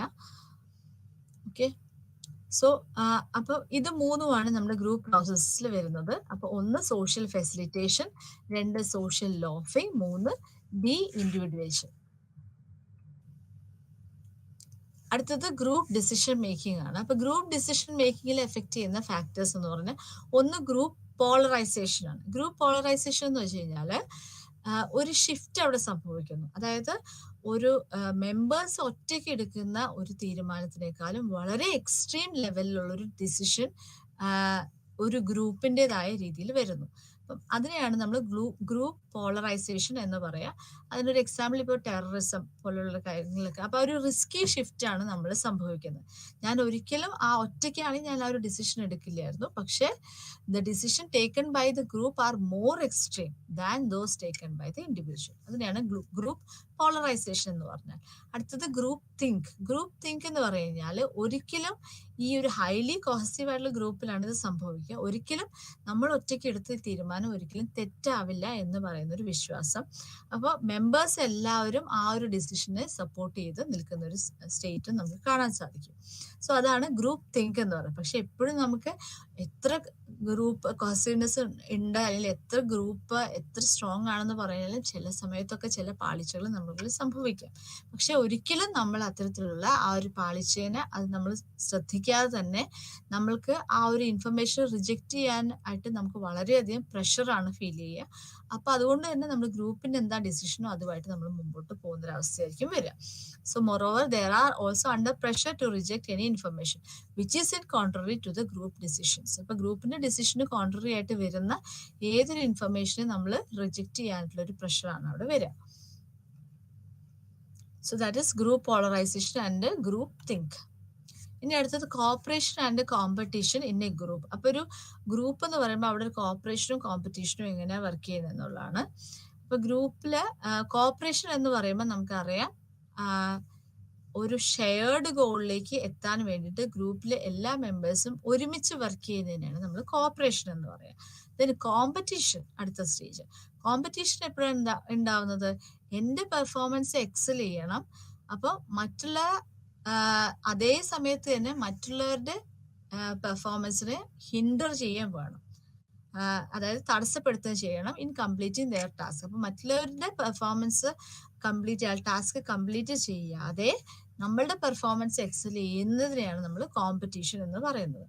Then cooperative goals of a group are such that the group achieves them only if the other members of the groups achieve their goals. അതാണ് cooperative goals of a group എന്ന് പറയുന്നത്. അപ്പൊ ഒരു ഗ്രൂപ്പ് ഗോൾ അച്ചീവ് ചെയ്യുക എന്ന് പറയുന്നത് other members of the group, അപ്പൊ ആ ഗ്രൂപ്പിലുള്ള മറ്റു മെമ്പേഴ്സ് എല്ലാവരും ഒരേപോലെ ഇതിനോട് പ്രവർത്തിച്ച് ഒരേപോലെ അറ്റൈൻ ചെയ്യുന്നതിനാണ് നമ്മൾ കോപ്പറേറ്റീവ് ഗോൾസ് എന്ന് പറയുന്നത്. So while cooperative goals of a group are such that an individual can get them only if others fail to achieve their respective goals. Okay. അടുത്തത് determinants of cooperation and competition. അപ്പം അതിൽ ഒന്ന് വരുന്നത് reward സ്ട്രക്ചറാണ്. അപ്പം എങ്ങനെയാണ് റിവാർഡിന്റെ structure എങ്ങനെയാണ്, അതനുസരിച്ച് നമ്മുടെ കോപ്പറേഷനും കോമ്പറ്റീഷനും മാറി മാറി വരുന്നു. So A reward structure that considers only group effort മാത്രമാണ് അവിടെ വരുന്നതെങ്കിൽ that promotes corporation. Such a reward structure endorses interdependence among the members. അപ്പോൾ മെമ്പേഴ്സ് തമ്മിലൊരു ഇന്റർഡിപെൻഡൻസ് അവിടെ വരുന്നു. അതുപോലെ അവിടെ ഒരു സക്സസ് എന്ന് പറയുന്നത് ഗ്രൂപ്പിൽ എല്ലാവരുടെയും എഫേർട്ടിനനുസരിച്ചിട്ടാണ് ആ സക്സസ് വരുന്നത്. ദെൻ അടുത്തത് ഇന്റർപേഴ്സണൽ കമ്മ്യൂണിക്കേഷൻ. അപ്പോൾ ഒരു ഹെൽത്തി ആൻഡ് ആംപിൾ ആയിട്ടുള്ള കമ്മ്യൂണിക്കേഷൻ ഉണ്ട് ഗ്രൂപ്പ് മെമ്പേഴ്സ് തമ്മിൽ എങ്കിൽ നമ്മുടെ കോപ്പറേഷൻ അവിടെ കൂടാനുള്ള ഒരു പോസിബിലിറ്റി വരുന്നു. ഇത് അല്ല എന്നുണ്ടെങ്കിൽ അവിടെ ഒരു കോമ്പറ്റീഷൻ ഉണ്ടാവാനുള്ള പോസിബിലിറ്റിയാണ് കാണുന്നത്. So due to healthy competition among themselves, members develop liking for each other and they tend to cooperate rather than compete. Okay. അടുത്തത് റെസിപ്രോസിറ്റി. റെസിപ്രോസിറ്റി എന്ന് പറയുമ്പോൾ നമുക്ക് ഇങ്ങോട്ട് കിട്ടിയത് തന്നെ നമ്മൾ തിരിച്ച് അങ്ങോട്ട് ചെയ്യണം എന്നുള്ളതാണ്. So it is a tendency to return favours. So if a person of a group has shown initial cooperation towards other members, then the other members are likely to respond in a similar manner. അപ്പൊ ഞാൻ ഒരു വ്യക്തി, നമ്മുടെ ഗ്രൂപ്പിൽ ഒരു വ്യക്തിക്ക് ഞാനൊരു സഹായം ചെയ്തു, അല്ലെങ്കിൽ ഇനീഷ്യൽ ആയിട്ടുള്ള കോപ്പറേഷൻ നമ്മൾ അവിടെ കൊടുത്തു കഴിയുമ്പോൾ അവർ തിരിച്ചും അതേ രീതിയിൽ തന്നെ ചെയ്യുന്നതാണ് റെസിപ്രോസിറ്റി എന്ന് പറയുന്നത്. Thus a cooperation or competition among group members looks like a chain reaction. അപ്പോൾ കോമ്പറ്റീഷനും കോപ്പറേഷൻ എന്ന് പറയുമ്പോൾ ഒരു ചെയിൻ റിയാക്ഷൻ പോലെയാണ് അത് വരിക. So if the group leader somehow manages initial corporation among the members, then it will keep on going. Okay, so determinants of cooperation and competition വരുന്നത് ഒന്ന് reward structure, രണ്ട് ഇന്റർപേഴ്സണൽ കമ്മ്യൂണിക്കേഷൻ, മൂന്ന് reciprocity. Then conflict in A group. എങ്ങനെയാണ് ഒരു ഗ്രൂപ്പിൽ conflict വരുന്നതെന്ന് പറയുന്നത്, എങ്ങനെയാണ് ഒരു ചേർച്ചക്കുറവ് സംഭവിക്കുന്നത് എങ്ങനെയാണെന്നുള്ളത്. അപ്പം എങ്ങനെ പ്രശ്നങ്ങൾ വരുന്നു. So conflict is A situation in which individual or group of individuals perceive that others have taken or might have an action that is incompatible with their own interest. അപ്പം എൻ്റെ ഇൻട്രസ്റ്റിനോട് ഒരിക്കലും ചേരാത്ത രീതിയിൽ മറ്റുള്ളവർ ആക്ഷൻ എടുക്കുന്നു, അല്ലെങ്കിൽ ആക്ഷൻ എടുത്തേക്കും എന്നുള്ളൊരു ചിന്തയിൽ നിന്നാണ് നമുക്ക് ആ ഒരു കോൺഫ്ലിക്റ്റ് വരുന്നത്. ആ ഒരു സിറ്റുവേഷനിലാണ് കോൺഫ്ലിക്റ്റ് വരുന്നത്. And conflict is different from competition in a way that conflict is just A perception. Conflict എന്ന് പറയുമ്പോൾ അവിടെ ഒരു ചിന്ത മാത്രമാണ് നമ്മളോട് വരുന്നത്. ആസ് എ കോമ്പറ്റീഷൻ എന്ന് പറയുമ്പോൾ അവിടെ ഒരു ബിഹേവിയറൽ കമ്പോണന്റ് വരുന്നുണ്ട്. ഓക്കെ, ഇനി എന്തൊക്കെയാണ് കോൺഫ്ലിക്റ്റിന്റെ കാരണങ്ങൾ എന്ന് പറഞ്ഞാൽ, ഒന്ന് ഫോൾട്ടി ആട്രിബ്യൂഷൻ, അതായത് നമ്മൾക്ക് തെറ്റ് സംഭവിച്ചാൽ അല്ലെങ്കിൽ നമ്മൾക്ക് തോൽവി സംഭവിച്ചാൽ അത് മറ്റ് ആളുകളാണ്, അല്ലെങ്കിൽ we attribute their failure to summon else which can conflict with the suspect interfere. അപ്പം എനിക്ക് ആ ഒരു തോൽവി സംഭവിച്ചത് ഈ വ്യക്തി കൊണ്ടാണ്, അല്ല ആ വ്യക്തി കാരണമാണ് എന്ന് നമ്മൾ പറഞ്ഞ് നമ്മൾ ആശ്വസിക്കുകയാണ്. അപ്പം പക്ഷെ അത് അടുത്ത ആൾക്ക് ഒരു കോൺഫ്ലിക്റ്റ് ഉണ്ടാക്കുന്ന ഒരു പോസിബിലിറ്റി നമ്മൾ കൊടുക്കുകയാണ്. സോ അതാണ് ഫോൾട്ടി ആട്രിബ്യൂഷൻ എന്ന് പറയുന്നത്. അടുത്തത് ഫോൾട്ടി കമ്മ്യൂണിക്കേഷൻ എന്ന് പറയുന്നത്. So it may also cos conflict among members if someone is criticized for his or her action. അപ്പൊ ഒരു വ്യക്തിയുടെ, സ്ത്രീയോ പുരുഷനോ ആയിക്കോട്ടെ, ആ ഒരു വ്യക്തിയുടെ ആക്ഷൻ നമ്മൾ വേറൊരു വ്യക്തി ക്രിട്ടിസൈസ് ചെയ്യുമ്പോൾ അവർക്ക് അതൊരു അജിറ്റേറ്റഡ് ആവുകയാണ്. ദേ മേ ഫീൽ അജിറ്റേറ്റഡ്, അവർക്ക് ഒരു ഇറിറ്റേഷൻ ഡെവലപ്പ് ചെയ്യുന്ന, and thus may develop conflict with the person who has criticised. അപ്പോൾ ക്രിറ്റിസിസം നല്ല രീതിയിലായിക്കോട്ടെ മോശം രീതിയിലായിക്കോട്ടെ, പക്ഷെ ക്രിറ്റിസിസം വന്നു കഴിയുമ്പോൾ നമ്മൾക്ക് അത് താങ്ങാൻ പറ്റുന്നില്ല. നമ്മൾ ആ ക്രിട്ടിസൈസ് ചെയ്തല്ലോ എന്ന് പറയുന്ന ഒരു ചിന്തയിൽ നിന്ന് നമ്മളൊരു അജിറ്റേറ്റഡ് ആവുന്ന ഒരു അവസ്ഥ, അല്ലെങ്കിൽ നമുക്ക് ദേഷ്യം വരുന്ന ഒരു അവസ്ഥയാണ് അവിടെ വരുന്നത്. ആൻഡ് ഫോൾട്ടി ആൻഡ് ഇംപ്രോപ്പർ ആയിട്ടുള്ള കമ്മ്യൂണിക്കേഷൻ വരുമ്പോൾ എപ്പോഴും നമുക്കൊരു സസ്പീഷൻ വരും, അതായത് അവരെന്താ ഇങ്ങനെ പറയാൻ കാരണം, അപ്പം മറ്റുള്ളവരുടെ ഇൻട്രസ്റ്റ് ഇതാണോ എന്ന് ഉള്ളൊരു ചിന്ത നമ്മൾ ഡെവലപ്പ് ചെയ്യും. And that creates conflict. So അതാണ് ഫോൾട്ടി കമ്മ്യൂണിക്കേഷനിൽ വരുന്നത്. So a tendency to consider our views as objective and closest to the reality while that of others are biased. അപ്പം എൻ്റെ വ്യൂസ് ശരിയാണ്, അല്ലെ എൻ്റെ വ്യൂസ് ഒന്നിനെയും ആശ്രയിക്കാത്തതാണ് എന്ന് നമ്മൾ ചിന്തിക്കുന്നു. പക്ഷെ അതേപോലെ തന്നെ മറ്റുള്ളവരുടെ വ്യൂസ് എന്ന് പറയുന്നത് അത് ബയസ്ഡ് ആണ്, അത് സെൽഫിഷ് ആയിട്ടാണ് അവരങ്ങനെ പെരുമാറുന്നത് എന്നുള്ളൊരു ചിന്തയാണ് വരുന്നത്. അപ്പം അങ്ങനെ നമ്മളൊരു ആക്ടർ ഒബ്സർവർ ബയസ് എന്ന് പറയുന്ന രീതിയിലുള്ള ഒരു എറർ ആണ് അവിടെ സംഭവിക്കുക. And that creates conflict among the members. Then initially the poor performance of the group followed by the negative feedback may force the members to blame each other for the group failure. This ultimately generates conflict. അപ്പോൾ ഒരു poor performance ആദ്യം വരുന്നു, അപ്പോൾ ഒരു negative feedback കൊടുക്കുന്നു. അപ്പോൾ ആ ഒരു നെഗറ്റീവ് ഫീഡ്ബാക്കിന്റെ പേരിൽ പിന്നീട് കോൺഫ്ലിക്റ്റ് വരുന്ന ഒരു സിറ്റുവേഷൻ ഉണ്ടാവുന്നു. Then a feeling of deprivation and discontentment is developed when any member feels that he or she is not equally useful as other members of the group. അപ്പം ഞാൻ ആ ഗ്രൂപ്പിൽ അത്ര ഗുണമുള്ള ഒരു വ്യക്തിയല്ല, അല്ലെങ്കിൽ ആ ഗ്രൂപ്പിൽ വേണ്ട കാര്യങ്ങളൊന്നും ഞാൻ ചെയ്യുന്നില്ല എന്നുള്ളൊരു അവസ്ഥ വന്നിട്ട് നമ്മളൊരു ഡിപ്രൈവ്ഡ് ആവുന്ന അല്ലെങ്കിൽ ഡിസ്കണ്ടന്റ് ആയിട്ട് നമുക്ക് തോന്നുന്ന ഒരു അവസ്ഥ വരികയാണ്. And this may create conflict in them. അടുത്തത് പെർസീവ്ഡ് ഇൻഎക്വിറ്റി. അത് വർക്ക് ഷെയർ ചെയ്യുന്ന കാര്യത്തിലാവും, അല്ലെങ്കിൽ റിവാർഡ് ഡിസ്ട്രിബ്യൂട്ട് ചെയ്യുന്ന സാലറിയുടെ കാര്യത്തിലോ ഒക്കെ ആയിട്ടും നമുക്കൊരു ഇൻഇക്വിറ്റി അല്ലെങ്കിൽ ഒരു അൺഈക്വൽ ഫീലിംഗ് നമുക്ക് വരുമ്പോൾ that creates conflict among the group members. Then feelings that the others does not respect the norms of the group. അപ്പൊ ഗ്രൂപ്പിലെ നോംസിനോട് ബാക്കി ആരും ചേർന്ന് നിൽക്കുന്നില്ല എന്നുള്ളൊരു ചിന്ത, എന്നുള്ളൊരു ഫീലിംഗ് വന്നിട്ടുണ്ടെങ്കിലും അതും കോൺഫ്ലിക്റ്റിന് ഇടയാക്കാനുള്ള പോസിബിലിറ്റി പറയുന്നുണ്ട്. ഓക്കെ, സോ അപ്പൊ കോൺഫ്ലിക്റ്റിന്റെ കാരണം എന്ന് പറയുന്നത് 1 faulty attribution, 2 faulty communication, 3 considering our views as objective and others as biased. Then initial poor performance വരുമ്പോൾ അവിടെ ഒരു നെഗറ്റീവ് ഫീഡ്ബാക്ക് വരുന്നത് അത് കോൺഫ്ലിക്റ്റ് ഉണ്ടാക്കുന്നു. Then feeling of deprivation and discontentment, then perceived inequity വരുന്നു, then feeling that the other group does not respect the norms of our group. Okay, so these are the causes of conflict. Then അതിൻ്റെ ഒരു outcome, കോൺഫ്ലിക്റ്റിന്റെ outcome എന്ന് പറയുന്നത് എന്താണ് സംഭവിക്കുക? ഒരു poor communication ഉണ്ടാവുന്നു, mistrust ഉണ്ടാവുന്നു, നമുക്ക് സംശയം വരുന്നു. അതുപോലെ ചെറിയൊരു പ്രോബ്ലം ആണെങ്കിൽ, ചെറിയൊരു ഡിഫറൻസ് ആണെങ്കിൽ അത് വളരെ വലുതാക്കി കാണിക്കുന്ന ഒരു അവസ്ഥകളുണ്ട്. അത് മാഗ്നിഫിക്കേഷൻ അല്ലെങ്കിൽ എസ്കലേഷൻ സംഭവിക്കുന്നു. അതുപോലെ നമ്മളുടെ പവർ കുറേശ്ശായിട്ട് നമ്മുടെ പവർ ഇൻക്രീസ് ചെയ്യുന്നു. അതുപോലെ മറ്റുള്ളവരിലേക്ക് നമ്മൾ പല കാര്യങ്ങളും അടിച്ചേൽപ്പിക്കുന്ന അവസ്ഥകൾ ഉണ്ടാവുന്നു. Then formation of sub groups, പല കുട്ടി ഗ്രൂപ്പ്സ് ഡെവലപ്പ് ചെയ്യാനുള്ള ഒരു പോസിബിലിറ്റിയും പറയുന്നുണ്ട്. അതാണ് കോൺഫ്ലിക്റ്റിന്റെ ഒരു ഔട്ട്കം ആയിട്ട് പറയുന്നത്. Then strategies of conflict resolution, എങ്ങനെ നമുക്ക് കോൺഫ്ലിക്ട്സ് കുറയ്ക്കാം. അപ്പം അതിലൊന്ന് പറയുന്നത് സൂപ്പർ ഓർഡിനേറ്റ് ആയിട്ടുള്ള ഗോൾസ് ഡെവലപ്പ് ചെയ്യാന്നുള്ളത്. സോ അതായത് 2 പാർട്ടിക്കും കോൺഫ്ലിക്റ്റ് ഉണ്ട്, അപ്പൊ 2 പേർക്കും അച്ചീവ് ചെയ്യാൻ പറ്റുന്ന ലെവലിലേക്ക് പോവാന്നുള്ളത്. So combined effort of both of the parties, അങ്ങനെയാണെങ്കിലാണ് ഗോൾസ് അച്ചീവ് ചെയ്യാൻ പറ്റുള്ളൂ എന്ന് പറയുന്നതിനാണ് നമ്മൾ introduction of superordinate goal എന്ന് പറയുന്നത്. ദെൻ നമ്മളുടെ തന്നെ പെർസെപ്ഷൻ മാറ്റുക. അപ്പൊ അതിന് നമ്മൾ പെർസുവേഷൻ വേണം, ദെൻ എഡ്യൂക്കേഷൻ, മീഡിയ അപ്പീൽസ്. അപ്പൊ ഇതൊക്കെ വഴി മീഡിയ ഒക്കെ വഴി നമ്മളുടെ ആ ഒരു പെർസെപ്ഷൻ മാറ്റുക, മറ്റുള്ളവരെ കുറിച്ചുള്ള നമ്മളുടെ ഒരു ധാരണകൾ മാറ്റുക എന്നുള്ളതാണ് കോൺഫ്ലിക്റ്റ് റെഡ്യൂസ് ചെയ്യാനുള്ള വേറൊരു മാർഗം. Then increasing Inter group contacts. അപ്പൊ ഇന്റർ ഗ്രൂപ്പ്, 2 ഗ്രൂപ്പ് തമ്മിലുള്ള കോണ്ടാക്ട്സ് ഇൻക്രീസ് ചെയ്യിക്കുക എന്നുള്ളത്.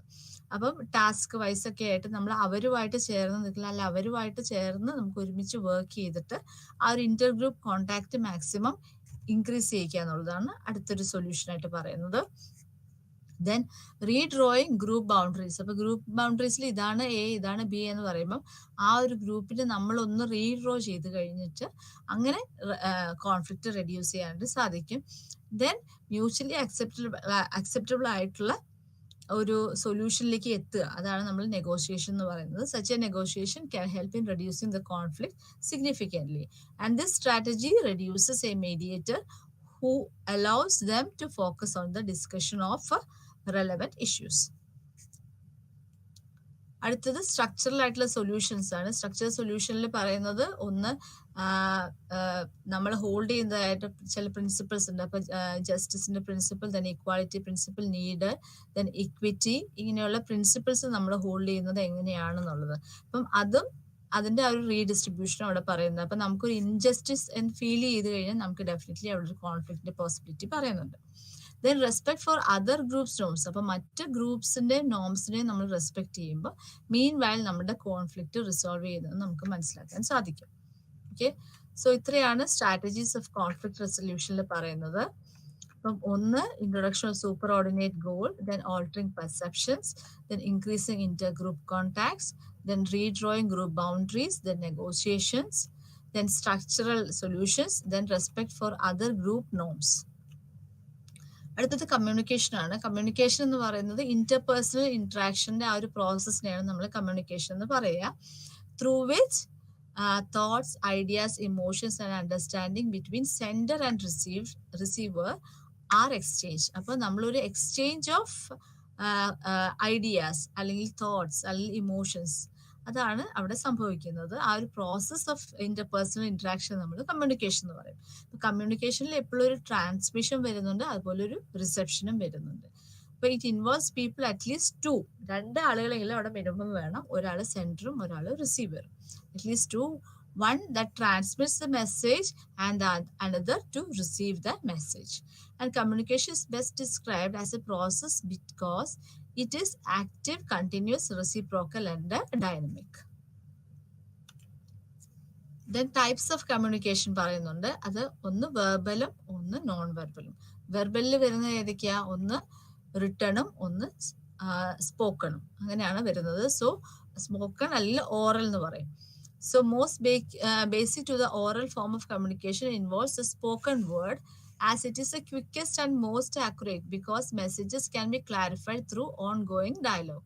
So written form of communication involves exchange of ideas, thoughts, understanding with the help of letters, memos, office orders, emails, instant messaging, blogs, etc. അപ്പോൾ അവിടെ ഒരു written ആയിട്ടുള്ള ഒരു communication അപ്പോൾ മറ്റേത് അവിടെ ഓറൽ ആയിട്ടാണ് വരുന്നത്. ഡയലോഗ്സ് ആയിരിക്കും അവിടെ കൂടുതൽ കാണും. ദെൻ നോൺ വെർബലിൽ വരുന്നത്, നോൺ വെർബൽ എന്ന് പറയുമ്പോൾ അൺസ്പോക്കൺ ആയിട്ടുള്ള ഒരു ക്ലൂസ് ആണ് അവിടെ വരുന്നത്. അപ്പോൾ അതിൽ പാർട്ടിസിപ്പന്റിന്റെ അല്ലെങ്കിൽ പേഴ്സന്റെ ടോൺ ഓഫ് വോയിസ്, അവരുടെ facial expression, eye contact, head nodding, poster, way of walking, ഇതെല്ലാം അവിടെ വരുന്നു. സോ അതാണ് നോൺ വെർബൽ കമ്മ്യൂണിക്കേഷൻ എന്ന് പറയുന്നത്. അപ്പൊ though verbal and non verbal communications are separate, രണ്ടും സെപ്പറേറ്റ് ആണെങ്കിലും പക്ഷെ ഇത് ഓപ്പറേറ്റ് ചെയ്യുന്നത് ഒരേ സമയത്താണ്. Both operate at the same time. The verbal part of the message conveys content or information. The non verbal component indicates how the verbal message should be interpreted and thus it is meta communication. ഓക്കെ, ഇനി communication style 4 തരത്തിലുള്ളത്. ഒന്ന് passive communication. Passive communication എന്ന് പറയുമ്പോൾ people പ്ലീസേഴ്സ് ആയിരിക്കും. അവരെപ്പോഴും മറ്റുള്ളവർ എന്താ പറഞ്ഞാൽ അതുമായിട്ട് ചേർന്ന് പോകും ടു അവോയ്ഡ് ദ കോൺഫ്ലിക്റ്റ്. അതാണ് അവരുടെ മെയിൻ പറയുന്നത്. അപ്പം അതിന്റെ ഒരു എക്സാമ്പിൾ എന്ന് പറയുമ്പോൾ അവരെപ്പോഴും വളരെ ബോഡി ലാംഗ്വേജ് ഒക്കെ വളരെ കൺഫ്യൂസ്ഡ് ആയിരിക്കും. അതുപോലെ ഹൈ കോണ്ടാക്ട് മാക്സിമം അവോയ്ഡ് ചെയ്യും. ദെൻ അവരെപ്പോഴും എന്തെങ്കിലും പേപ്പർ അല്ലെങ്കിൽ പെൻസില്, ക്ലിപ്പ് അങ്ങനെയൊക്കെ വെച്ചിട്ടായിരിക്കും അവരുടെ കോൺവെർസേഷൻ എപ്പോഴും സംഭവിക്കുക. ദെൻ അല്ലെങ്കിൽ പെൻസിൽസ് കടിക്കുക, പെൻ കടിക്കുക, അവർ ലിസൺ ചെയ്യുന്ന സമയത്ത് അങ്ങനെയൊക്കെ ആയിരിക്കും അവരുടെ ഒരു ഇമച്വർ ലെവലിലായിരിക്കും അവരുടെ കമ്മ്യൂണിക്കേഷൻ വരുന്നത്. So that is passive communication. അടുത്തത് അഗ്രസീവ് കമ്മ്യൂണിക്കേഷൻ. എൻ്റെ നേരെ ഓപ്പോസിറ്റ് ആണ് അഗ്രസീവ് കമ്മ്യൂണിക്കേഷൻ എന്ന് പറയുന്നത്. അവിടെ മറ്റുള്ളവരുടെ റൈറ്റ്സ് അല്ലെങ്കിൽ അവരുടെ ഒരു റോൾസ് ഇതിനെയൊക്കെ ഡിസ്റിഗാർഡ് ചെയ്തിട്ടാണ് നമ്മളുടെ ഒരു കമ്മ്യൂണിക്കേഷൻ അവിടെ വരുന്നത്. And force their own needs and opinions on to other people. അപ്പൊ നമ്മളുടെ നീഡ്സ് എന്താ, നമ്മളുടെ ഒപ്പീനിയൻ അത് ഫോഴ്സ് ചെയ്ത് നമ്മൾ മറ്റുള്ളവർക്ക് അടിച്ചേൽപ്പിക്കുന്ന ഒരു ടൈപ്പ് ഓഫ് കമ്മ്യൂണിക്കേഷൻ ആണ് അഗ്രസീവ് കമ്മ്യൂണിക്കേഷൻ എന്ന് പറയുന്നത്.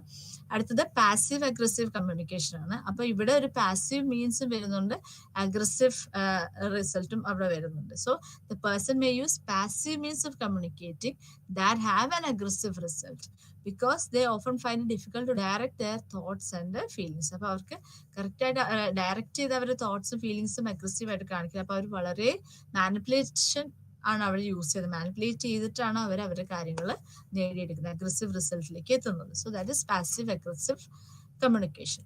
അടുത്തത് അസർട്ടീവ് കമ്മ്യൂണിക്കേഷൻ. ഇതാണ് ഏറ്റവും അക്സെപ്റ്റബിൾ ആയിട്ടുള്ള, അതുപോലെ ഏറ്റവും റെസ്പെക്ട്ഫുൾ ആയിട്ട് നമ്മൾ പറയുന്ന ഒരു സ്റ്റൈൽ ഓഫ് കമ്മ്യൂണിക്കേഷൻ ആണ് assertive communication. People with an assertive style of communication are able to respectfully express their thoughts and feelings clearly. They consider and value their own needs but also the needs of others. അവർ നമ്മളുടെ നീഡ്സും value ചെയ്യുന്നുണ്ട്, consider ചെയ്യുന്നത്, അതുപോലെ തന്നെ മറ്റുള്ളവരുടെ needs and വാല്യൂസും consider ചെയ്തിട്ടാണ് പോകുന്നത്. So that is assertive communication. Then effective കമ്മ്യൂണിക്കേഷന്റെ barriers എന്തൊക്കെയാണെന്നുള്ളത്. അപ്പൊ രണ്ട് രീതിയിൽ നമുക്ക് ബാരിയേഴ്സ് വരും. ഒന്ന് ഫിസിക്കൽ ബാരിയേഴ്സും ഒന്ന് സൈക്കോളജിക്കൽ ബാരിയേഴ്സും. അപ്പം എപ്പോഴും ഈ ബാരിയേഴ്സ് എഫക്ട് ചെയ്യുന്നത് എൻകോഡിങ്, സെൻഡിങ്, ഡീകോഡിങ്, ഈ മൂന്ന് ഭാഗത്ത് എവിടെയെങ്കിലും ആയിട്ടായിരിക്കും നമ്മുടെ ബാരിയേഴ്സ് നമുക്ക് കാണാൻ സാധിക്കുക, അല്ലെങ്കിൽ ബ്ലോക്സ് കാണാൻ സാധിക്കുക. സോ അതിനകത്ത് ഫിസിക്കൽ എൻവയോൺമെന്റൽ ബാരിയേഴ്സ് എന്ന് പറയുമ്പോൾ നമുക്ക് അതിനകത്ത് നോയ്സ് വരാം, തമ്മിൽ സംസാരിക്കുമ്പോൾ ഒരു ഡിസ്റ്റൻസ് വരാം, ദെൻ ഇംപ്രോപ്പർ ആയിട്ടുള്ള ടൈം വരാം. ഇതൊക്കെ ഒരു ഫിസിക്കൽ ആയിട്ടുള്ള barriers, noise, crowd, then temperature, ഇതെല്ലാം നമുക്കൊരു ഫിസിക്കൽ എൻവയോൺമെന്റൽ ബാരിയേഴ്സിൽ വരാം. ദെൻ സൈക്കോളജിക്കൽ ബാരിയേഴ്സിൽ വരുന്നതെന്ന് വെച്ച് കഴിഞ്ഞാൽ പുവർ ലിസ്ണിംഗ് സ്കിൽസ്, ബയസ്, നമ്മളുടെ തന്നെ ഒരു പ്രെജുഡിസ്, അല്ലെങ്കിൽ നമ്മുടെ തന്നെ സ്റ്റീരിയോ ടൈപ്പ് തിങ്കിങ്, നമ്മൾ മിസ്ട്രസ്റ്റ് ചെയ്യുന്നത്, നമ്മളുടെ ഒരു negative attitude towards A person, അല്ലെങ്കിൽ നമ്മളൊരു ഹലോ എഫക്റ്റ് എങ്ങനെയാണ് വർക്ക് ചെയ്യുന്നത്, അല്ലെങ്കിൽ ഫെയിലിയർ ഉണ്ടാവുമോ, അല്ലെങ്കിൽ നമ്മളുടെ ഒരു evaluation anxiety, public embarrassment, obsessive thoughts of being judge and judge negatively by others, inferiority complex, ഇതൊക്കെയാണ് നമ്മുടെ ഒരു സൈക്കോളജിക്കൽ ബാരിയേഴ്സ് വരുന്നത്. ഓക്കെ, സോ ഇത്രയായിരുന്നു നമ്മൾ യൂണിറ്റ് 1 പറയുന്നത്. യൂണിറ്റ് 1 ആദ്യം നമ്മൾ ഗ്രൂപ്പ്, അതിൻ്റെ ഒരു ഡെഫിനിഷൻ, കോൺസെപ്റ്റ് പറയുന്നു. ദെൻ ഏതൊക്കെ നീഡ്സ് ആണ് നമ്മൾ ഫുൾഫിൽ ചെയ്യുന്നത് എന്നുള്ളത് പറയുന്നുണ്ട്. ദെൻ ഏതൊക്കെയാണ് ടൈപ്സ് ഓഫ് ഗ്രൂപ്പ്സ് അല്ലെങ്കിൽ ക്ലാസിഫിക്കേഷൻ നമ്മൾ പറയുന്നു. ദെൻ അടുത്തത് primary group, secondary group, informal group, formal group, then entitativity group. Then components of group പറയുന്നു. അതിനകത്ത് status, roles, norms, group cohesiveness. Then 5 stages of group ഡെവലപ്മെന്റിൽ നമ്മൾ ഫോമിങ്, സ്റ്റോമിങ്, നോമിങ്, performing, adjourning. Then അടുത്തത് group effectiveness പറഞ്ഞു. Then അടുത്തത് group processes, അതിനകത്ത് social facilitation, social loafing and deindividuation. Then അടുത്തത് ഗ്രൂപ്പ് ഡിസിഷൻ മേക്കിംഗ്, അതിനകത്ത് group polarisation, groupthink. Then competition and cooperation എങ്ങനെയാണ് വരുന്നത് എന്നുള്ളത് പറഞ്ഞു. അതിന്റെ ഡിറ്റർമിനൻസ് പറഞ്ഞത് ഒന്ന് reward structure, interpersonal communication, then reciprocity. Then conflict പറഞ്ഞു. Then causes of conflict, faulty attribution, faulty communication, then actor observer bias, then feedback, then feeling of deprivation, perceived inequity, then disrespect, then the outcomes പറഞ്ഞു. then strategies of conflict resolution പറഞ്ഞു. അതിനുശേഷം communication വന്നു. then types of communication, verbal and non-verbal, communication style, passive aggressive, and finally assertive communication, that is the best method. then barriers of effective communication, physical barriers and psychological barriers. അടുത്തത് leader ആണ്. Leader and leadership, unit 12 ആണ്. So അപ്പൊ leader എന്ന് പറയുമ്പോൾ ആരാണ്? ലീഡറിന് എപ്പോഴും ഒരു greatest impact, ഗ്രൂപ്പിന്റെ ആക്ഷൻസ് അല്ലെങ്കിൽ ബിലീഫ്സിലേക്ക് ഒരു ഗ്രേറ്റസ്റ്റ് ഇമ്പാക്ട് ആരാണ് കൊടുക്കുന്നത്, ആ വ്യക്തിയാണ് നമ്മളൊരു എഫക്റ്റീവ് ലീഡർ എന്ന് പറയുന്നത്. സോ ആ ലീഡർ ആയിരിക്കും എപ്പോഴും ആക്ഷൻസ് ഇനീഷ്യേറ്റ് ചെയ്യുക, അതുപോലെ ഓർഡേഴ്സ് കൊടുക്കുക, ഡിസിഷൻസ് മേക്ക് ചെയ്യുക, ദെൻ ഗ്രൂപ്പിലുണ്ടാവുന്ന കോൺഫ്ലിക്ട്സ് അഡ്രസ് ചെയ്യുക, ഇൻസ്പയർ ചെയ്യുക, അതുപോലെ മോഡലായിട്ട് നിൽക്കുക. ദെൻ ഗ്രൂപ്പിന്റെ ഏതൊരു ആക്ടിവിറ്റീസിന്റെയും അതിൻ്റെ ഒരു ഹാർട്ട് എന്ന് പറയുന്നത് ആ ലീഡർ ആയിരിക്കും. സോ അവരുടെ റോൾ എന്ന് പറയുന്നത് to encourage the members for better communication, to inspire the members of the group to obey the law. അതുപോലെ ഗ്രൂപ്പും ഫോർമൽ ആൻഡ് ഇൻഫോർമൽ ഇൻസ്റ്റിറ്റ്യൂഷൻസ് തമ്മിലുള്ള ഒരു ബ്രിഡ്ജ് അല്ലെങ്കിൽ ഒരു ലൈസൺ രീതിയിലായിരിക്കും ആ ഒരു ലീഡർ വർക്ക് ചെയ്യുക.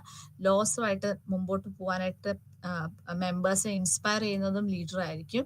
അതുപോലെ ഗ്രൂപ്പിന്റെ എഫിഷ്യൻസി മോണിറ്റർ ചെയ്യാനും എൻഹാൻസ് ചെയ്യുന്നതും ലീഡേഴ്സ് ആയിരിക്കും. ഇന്റർപേഴ്സണൽ റിലേഷൻഷിപ്സ് കൾട്ടിവേറ്റ് ചെയ്യാനായിട്ട്, അതുപോലെ തമ്മിൽ വരുന്ന ഡിസ്പ്യൂട്ട്സ് സെറ്റിൽ ചെയ്യാനായിട്ട്, ഒരു സ്ട്രാറ്റജിക് ലെവലിലേക്ക് ആ ഒരു ഗോളിലേക്ക് എത്താൻ വേണ്ടിയിട്ട് ഗ്രൂപ്പിനെ ത്രൈവ് ചെയ്യുന്നത്. ദെൻ അവരുടെ ഒരു ഗ്രൂപ്പ് ഗോൾസ് എന്താണെന്ന് എക്സ്പ്രസ് ചെയ്യാനും അവർ ഗ്രൂപ്പിലെ എപ്പോഴും ഒരു എൻഗേജ്ഡ് ആക്കി വെക്കുന്നതും, ദെൻ ഗ്രൂപ്പ് എഫേർട്ടിന് മാക്സിമം ഒരു പ്രൊഡക്റ്റീവ് ലെവലിലേക്ക് അത് കൊണ്ടുപോകാന്നുള്ളത്, സസ്റ്റെയിൻ ചെയ്ത് കൊണ്ടുപോകാന്നുള്ളതും, ടീം സ്പിരിറ്റ് ഡെവലപ്പ് ചെയ്യുക എന്നുള്ളതും, അതുപോലെ പുതിയ മെമ്പേഴ്സിനെ റിക്രൂട്ട് ചെയ്യുക, അവരെ ട്രെയിൻ ചെയ്യുക, ഇതെല്ലാം ലീഡേഴ്സിന്റെ റോൾസ് ആയിട്ടാണ് പറയുന്നത്. ദെൻ ലീഡേഴ്സിന്റെ ക്യാരക്ടറിസ്റ്റിക്സ് എന്ന് പറയുമ്പോൾ ഇന്റഗ്രിറ്റി ആൻഡ് ഓണസ്റ്റി വേണം, കമ്മ്യൂണിക്കേഷൻ ക്ലിയർ ആയിരിക്കണം, പിന്നെ കോൺസ്റ്റന്റ് ആയിട്ടുള്ള ഒരു ഡ്രൈവ് ആൻഡ് മോട്ടിവേഷൻ ഉണ്ടാവണം, സെൽഫ് എസ്റ്റീം കൃത്യമായിട്ട് വർക്ക് ചെയ്യണം, ഇന്റലിജന്റ് ആയിരിക്കണം, ആക്യുറേറ്റ് എംപതി ഉണ്ടായിരിക്കണം, മെച്ചുവേർഡ് ആയിരിക്കണം, ഫിസിക്കൽ ഫീച്ചേഴ്സ് ഉണ്ടായിരിക്കണം. ദെൻ ഫിസിക്കൽ ഫീച്ചേഴ്സ് എന്ന് പറയുമ്പോൾ ഒരു അപ്പിയറൻസ്, എപ്പോഴും ഒരു പ്ലസന്റ് ആയിട്ടുള്ള ഒരു അപ്പിയറൻസ് അവർ മെയിൻറ്റെയിൻ ചെയ്യാൻ ശ്രദ്ധിക്കുക. ദെൻ ഒരു സെൻസ് ഓഫ് റെസ്പോൺസിബിലിറ്റി ഉണ്ടാവണം, ഒരു വിഷൻ ഉണ്ടാവണം, അതുപോലെ ഒരു ഫോർസൈറ്റഡ് ആയിട്ടുള്ള ഒരു വ്യക്തി ആയിരിക്കണം. ദെൻ ഒരു പാഷൻ ഉണ്ടായിരിക്കണം, ആ ഗ്രൂപ്പിനോടും ഗ്രൂപ്പ് മെമ്പേഴ്സിനോടും ഗ്രൂപ്പ് ഗോൾസിനോടും ഒരു പാഷൻ ഉണ്ടായിരിക്കണം, മറ്റുള്ളവരെ ഇൻഫ്ലുവൻസ് ചെയ്യാനുള്ള ഒരു എബിലിറ്റിയും അവർക്ക് വരണം. And these are the major characteristics of A leader. Then styles of leadership ആണ് പറയുന്നത്. സ്റ്റൈൽസ് ഓഫ് ലീഡർഷിപ്പിൽ ഫസ്റ്റ് വരുന്നത് ഓട്ടോക്രാറ്റിക് സ്റ്റൈലാണ്. ഡു ആസ് ഐ സേ, ഞാൻ എന്താ പറയുന്നത് അതനുസരിച്ച് മുമ്പോട്ട് പോകുള്ളൂ. വേറെ അവിടെ ഓരോ ഓപ്ഷൻസും ഒരു ഇൻപുട്ടും എടുക്കാതെ, ഗ്രൂപ്പ് മെമ്പേഴ്സിന്റെ ഇൻപുട്ടും എടുക്കാതെ ഇരിക്കുന്നതാണ് ഓട്ടോക്രാറ്റിക് സ്റ്റൈൽ എന്ന് പറയുന്നത്. ദെൻ പാർട്ടിസിപ്പേറ്റീവ് സ്റ്റൈൽ എന്ന് പറയുമ്പം അവിടെ ഗ്രൂപ്പ് മെമ്പേഴ്സുമായിട്ട് പാർട്ടിസിപ്പേറ്റ് ചെയ്ത് ടുഗെദർലി വർക്ക് ചെയ്തിട്ട് പോകുന്ന ഒരു സ്റ്റൈലാണ് പാർട്ടിസിപ്പേറ്റീവ് ലീഡർഷിപ്പ് എന്ന് പറയുന്നത്. ഇതിന് പറയുന്ന വേറൊരു പേരെന്ന് പറയുന്നത് ഡെമോക്രാറ്റിക് ലീഡർഷിപ്പ് ആണ്. ഏറ്റവും ഹൈയസ്റ്റ് റേറ്റഡ് ആയിട്ട് നമ്മൾ പറയുന്നത് പാർട്ടിസിപ്പേറ്റീവ് സ്റ്റൈലിനെയാണ്. ദെൻ ലേസസ് ഫെയർ സ്റ്റൈൽ എന്ന് പറയുമ്പോൾ അവിടെ ഒരു ലീഡർ ലെസ് ആയിട്ടുള്ള ഒരു സിറ്റുവേഷൻ ആണ്. ലീഡർ ഉണ്ടോ എന്ന് ചോദിച്ചാൽ ഉണ്ട്, പക്ഷെ ലീഡറിൻ്റെതായ ഒരു ഇൻപുട്ട് ഒന്നും കൊടുക്കാതെ ഇരിക്കുന്ന ഒരു അവസ്ഥയാണ്. അതുപോലെ ഗ്രൂപ്പ് മെമ്പേഴ്സിനെ പ്രോപ്പറായിട്ട് ട്രാക്ക് ചെയ്യാതെയും ഇരിക്കുന്ന ഒരു സ്റ്റേജ് ആണ് നമ്മൾ ലേസസ് ഫെയർ സ്റ്റൈൽ എന്ന് പറയുന്നത്. ദെൻ നാർസിസിസ്റ്റിക് ലീഡർഷിപ്പ്, അവിടെ ലീഡർ എപ്പോഴും അവനവന്റെ ബെനിഫിറ്റ് എന്താണ്, അല്ലെങ്കിൽ അവനവനെ പറ്റി മാത്രം ചിന്തിക്കുന്ന ഒരു സ്റ്റൈലാണ് നാർസിസിസ്റ്റിക് ലീഡർഷിപ്പ് സ്റ്റൈൽ എന്ന് പറയുന്നത്. ദെൻ ടോക്സിക് ലീഡർഷിപ്പ് സ്റ്റൈൽ ഉണ്ട്. അവിടെ a toxic leader is a person who is responsible for the member of or a federation and exploits a relationship. അത് ലീഡറും മെമ്പർ തമ്മിലുള്ള റിലേഷൻഷിപ്പ് എക്സ്പ്ലോയിറ്റ് ചെയ്തിട്ട് ഒരു വേഴ്സ് പൊസിഷനാണ് അവിടെ ലീഡറിനെ കാണിക്കുന്നത്. So that is toxic leadership style എന്ന് പറയുന്നത്. ദെൻ കരിസ്മാറ്റിക് ലീഡർഷിപ്പ്, അവിടെ ഒരു റെവല്യൂഷണറി അതോറിറ്റി ആയിട്ടാണ് നമ്മളുടെ ലീഡർ വർക്ക് ചെയ്യുന്നത്. Like for example Mahatma Gandhi, Indira Gandhi, അവരൊക്കെ ഈ ഒരു ലെവൽ ഓഫ് ലീഡേഴ്സ്. അപ്പൊ പോസിറ്റീവ് പേഴ്സണാലിറ്റി, ആ ഒരു പേഴ്സണാലിറ്റിയോട് ഉള്ള ഒരു അട്രാക്ഷൻ ആണ് നമ്മുടെ ബാക്കിയുള്ള ഫോളോവേഴ്സിനെ ആ രീതിയിൽ ചെയ്യാനായിട്ട് പ്രവർത്തിപ്പിക്കുന്നത് അല്ലെങ്കിൽ ചിന്തിപ്പിക്കുന്നത്. So that is then transformation leadership, അവിടെ ഒരു കംപ്ലീറ്റ് ആയിട്ടൊരു ട്രാൻസ്ഫോർമേഷൻ നമ്മൾ സംഭവിക്കുക, അതുപോലെ ആ ഒരു എക്സ്പെക്ടേഷനിൽ നിന്ന് കംപ്ലീറ്റ് ആയിട്ട് നമ്മൾ വേറൊരു ലെവലിലേക്ക് വരുന്ന ഒരു അവസ്ഥയാണ്. They set more difficult goals and generally achieve a higher result. അതാണ് ട്രാൻസ്ഫോർമേഷണൽ ലീഡർഷിപ്പിൽ പറയുന്നത്. ദെൻ ട്രാൻസാക്ഷൻ ലീഡർഷിപ്പ് ഉണ്ട്, അവിടെ ഒരു എക്സ്ചേഞ്ച് ആണ് സംഭവിക്കുന്നത്. So that requires an exchange process in which the members receive immediate benefits for carrying out the instructions of the leader. അപ്പോൾ leader ചെയ്യുന്നതിനനുസരിച്ച് ഇമ്മീഡിയറ്റ് ആയിട്ട് ബെനിഫിറ്റ് വരുന്നു. ദെൻ ബ്യൂറോക്രാറ്റിക് ലീഡർഷിപ്പ്, അവിടെ ഒരു highly formalised set of procedures ആണ് വരുന്നത്. Then consultative leadership, then socio emotional leadership, then paternalistic leadership, അവിടെ ഒരു ഡോമിനന്റ് ആയിട്ടുള്ള ഒരു അതോറിറ്റേറ്റീവ് ലെവലിലാണ് ലീഡർ വർക്ക് ചെയ്യുന്നത്. ദെൻ സോഷ്യോക്രാറ്റിക് എന്ന് പറയുമ്പോൾ ഒരു സോഷ്യൽ ക്ലബ് ലെവലിൽ ഉള്ള ഒരു ടൈപ്പ് ഓഫ് ലീഡർഷിപ്പ് ആണ് വരുന്നത്. സിറ്റുവേഷൻ ലെവലിൽ സിറ്റുവേഷൻ അനുസരിച്ചിട്ടാണ് നമ്മുടെ ആ ഒരു ലീഡർ പെർഫോം ചെയ്യുന്നത്. ദെൻ ന്യൂറോക്രാറ്റിക് ലീഡർഷിപ്പ് എന്ന് പറയുമ്പം അവിടെ at any expense they needs to get the job done, അതാണ് ന്യൂറോക്രാറ്റിക് ലീഡർഷിപ്പ് എന്ന് പറയുന്നത്. ദെൻ സോഷ്യൽ കാറ്റഗറൈസേഷൻ പറയുന്നുണ്ട്. അപ്പോൾ എങ്ങനെയാണ് തമ്മിൽ ആ ഒരു വ്യത്യാസം വരുന്നത്, ഇൻ ഗ്രൂപ്പ് ഔട്ട് ഗ്രൂപ്പ് വ്യത്യാസത്തിനെയാണ് നമ്മൾ ആ സോഷ്യൽ കാറ്റഗറൈസേഷൻ എന്ന് പറയുന്നത്. ദെൻ ഒരു കോൺഫ്ലിക്ട് റിസോൾവ് ചെയ്യാനായിട്ട് എപ്പോഴും ലീഡേഴ്സ് എപ്പോഴും തയ്യാറെടുത്തിരിക്കണം. അപ്പോൾ ലീഡേഴ്സിന് എഫക്റ്റീവ് ആയിട്ടുള്ള ഒരു മാനേജ്മെന്റ് സ്കിൽസ് ഉണ്ടായിരിക്കണം എന്നുള്ളതാണ് മെയിൻ ആയിട്ട് പറയുന്നത്. ദെൻ കോൺഫ്ലിക്ട് റിസോൾവ് ചെയ്യാനായിട്ടുള്ള ടെക്നിക്സ് പറയുന്നത്, ഒന്ന് കോമ്പീറ്റിംഗിൽ അസേർട്ടീവ് ആൻഡ് അൺകോപ്പറേറ്റീവ് ലെവലാണ്. ദെൻ അക്കോമഡേറ്റിംഗ്, അതിനകത്ത് അൺഅസേർട്ടീവ് ആൻഡ് കോപ്പറേറ്റീവ് ലെവലാണ്. ദെൻ അവോയ്ഡിങ് അൺഅസേർട്ടീവ് ആൻഡ് അൺകോപ്പറേറ്റീവ് ലെവലാണ്. കൊളാബറേറ്റിംഗ്, അവിടെ അസേർട്ടീവും കോപ്പറേറ്റീവും ആണ്. ദെൻ കോംപ്രമൈസിങ്, അവിടെ ഒരു മോഡറേറ്റ് ലെവലിൽ അസേർട്ടീവ്നെസ്സും കോപ്പറേറ്റീവ്നെസ്സും ആണ് കാണുന്നത്. So to sum up the modes of conflict resolution എന്ന് പറയുമ്പോൾ അവിടെ കോമ്പീറ്റിംഗ് ആണ് ആദ്യം പറയാം. അപ്പോൾ കോമ്പീറ്റിംഗിൽ രണ്ടുപേർക്കും വിൻ ചെയ്യുക, ആരെങ്കിലും ഒരാൾ വിൻ ചെയ്യുക എന്നുള്ള ഒരു ഒബ്ജക്റ്റീവ് ആണ് വരിക. അക്കോമഡേറ്റിംഗിൽ നമ്മൾ ആ ഒരു പേർപ്പസ് എങ്ങനെയും മീറ്റ് ചെയ്യാന്നുള്ളത്. അവോയ്ഡിംഗിൽ നമ്മൾ ഡിലേ ചെയ്യുക, ഗോളിനെ ഡിലേ ചെയ്യാണ് മാക്സിമം വരിക. ദെൻ കൊളാബറേറ്റിംഗിൽ രണ്ടുപേർക്കും വിൻ ചെയ്യാൻ പറ്റുന്ന ലെവലിലേക്ക് കൊണ്ടുപോകാന്നുള്ളതാണ്. ദെൻ കോംപ്രമൈസിംഗിൽ ഫൈൻഡിങ് എ മിഡിൽ ഗ്രൗണ്ട് ഈ സെയിം. അപ്പൊ രണ്ടിനും ഇടയിലായിട്ട് നമുക്ക് എങ്ങനെ വർക്ക് ചെയ്യാൻ പറ്റും എന്നുള്ളതാണ് പറയുന്നത്. ഓക്കെ, സോ അപ്പൊ ഇതാണ് നമ്മുടെ Thomas Kilmann's 5 models of conflict റെസൊല്യൂഷനിൽ പറയുന്നത്. സോ ലീഡർഷിപ്പ്, ദെൻ ലീഡർഷിപ്പിന്റെ ഡിഫറെന്റ് ബെനിഫിറ്റ്സ് അല്ലെങ്കിൽ ക്യാരക്ടറിസ്റ്റിക്സ് ഓഫ് ലീഡർഷിപ്പ് എന്തൊക്കെയാണെന്ന് നമ്മൾ കണ്ടു. അവരുടെ ഒരു ക്വാളിറ്റി എന്തൊക്കെയാണ് വേണ്ടത് എന്ന് നമ്മൾ കണ്ടു. Then different types of leadership നമ്മൾ കണ്ടു. അപ്പോൾ പല തരത്തിലുള്ള ലീഡർഷിപ്പ് ഉണ്ട്. അപ്പോൾ അതിനകത്ത് ഏറ്റവും ഒരു ബെസ്റ്റ് ലീഡർഷിപ്പ് എന്ന് പറയുന്നത് ഡെമോക്രാറ്റിക് ലീഡർഷിപ്പ് ആണ്. ദെൻ കോൺഫ്ലിക്റ്റ് റിസോൾവ് ചെയ്യുന്നതിൽ ലീഡേഴ്സിന്റെ ഒരു റോള് നമ്മൾ കണ്ടു. ദെൻ തോമസ് കിൽമാന്റെ ഒരു 5 മോഡൽസ് ഓഫ് കോൺഫ്ലിക്റ്റ് റെസൊല്യൂഷൻ നമ്മൾ കണ്ടു. അതിനകത്ത് 5 മെത്തേഡ്സ് ആണ് നമ്മൾ പറഞ്ഞത്. അതിൽ competing, accommodating, avoiding, collaborating and compromising, ഇങ്ങനെ 5 മെത്തേഡ്സ് ആണ്, മോഡ്സ് ആണ് നമ്മൾ കോൺഫ്ലിക്റ്റ് റെസൊല്യൂഷനിൽ പറഞ്ഞത്. ഇത്രത്തോടു കൂടിയിട്ട് ഇന്നത്തെ ക്ലാസ് നമ്മുടെ അവസാനിക്കുകയാണ്. നന്ദി, നമസ്കാരം.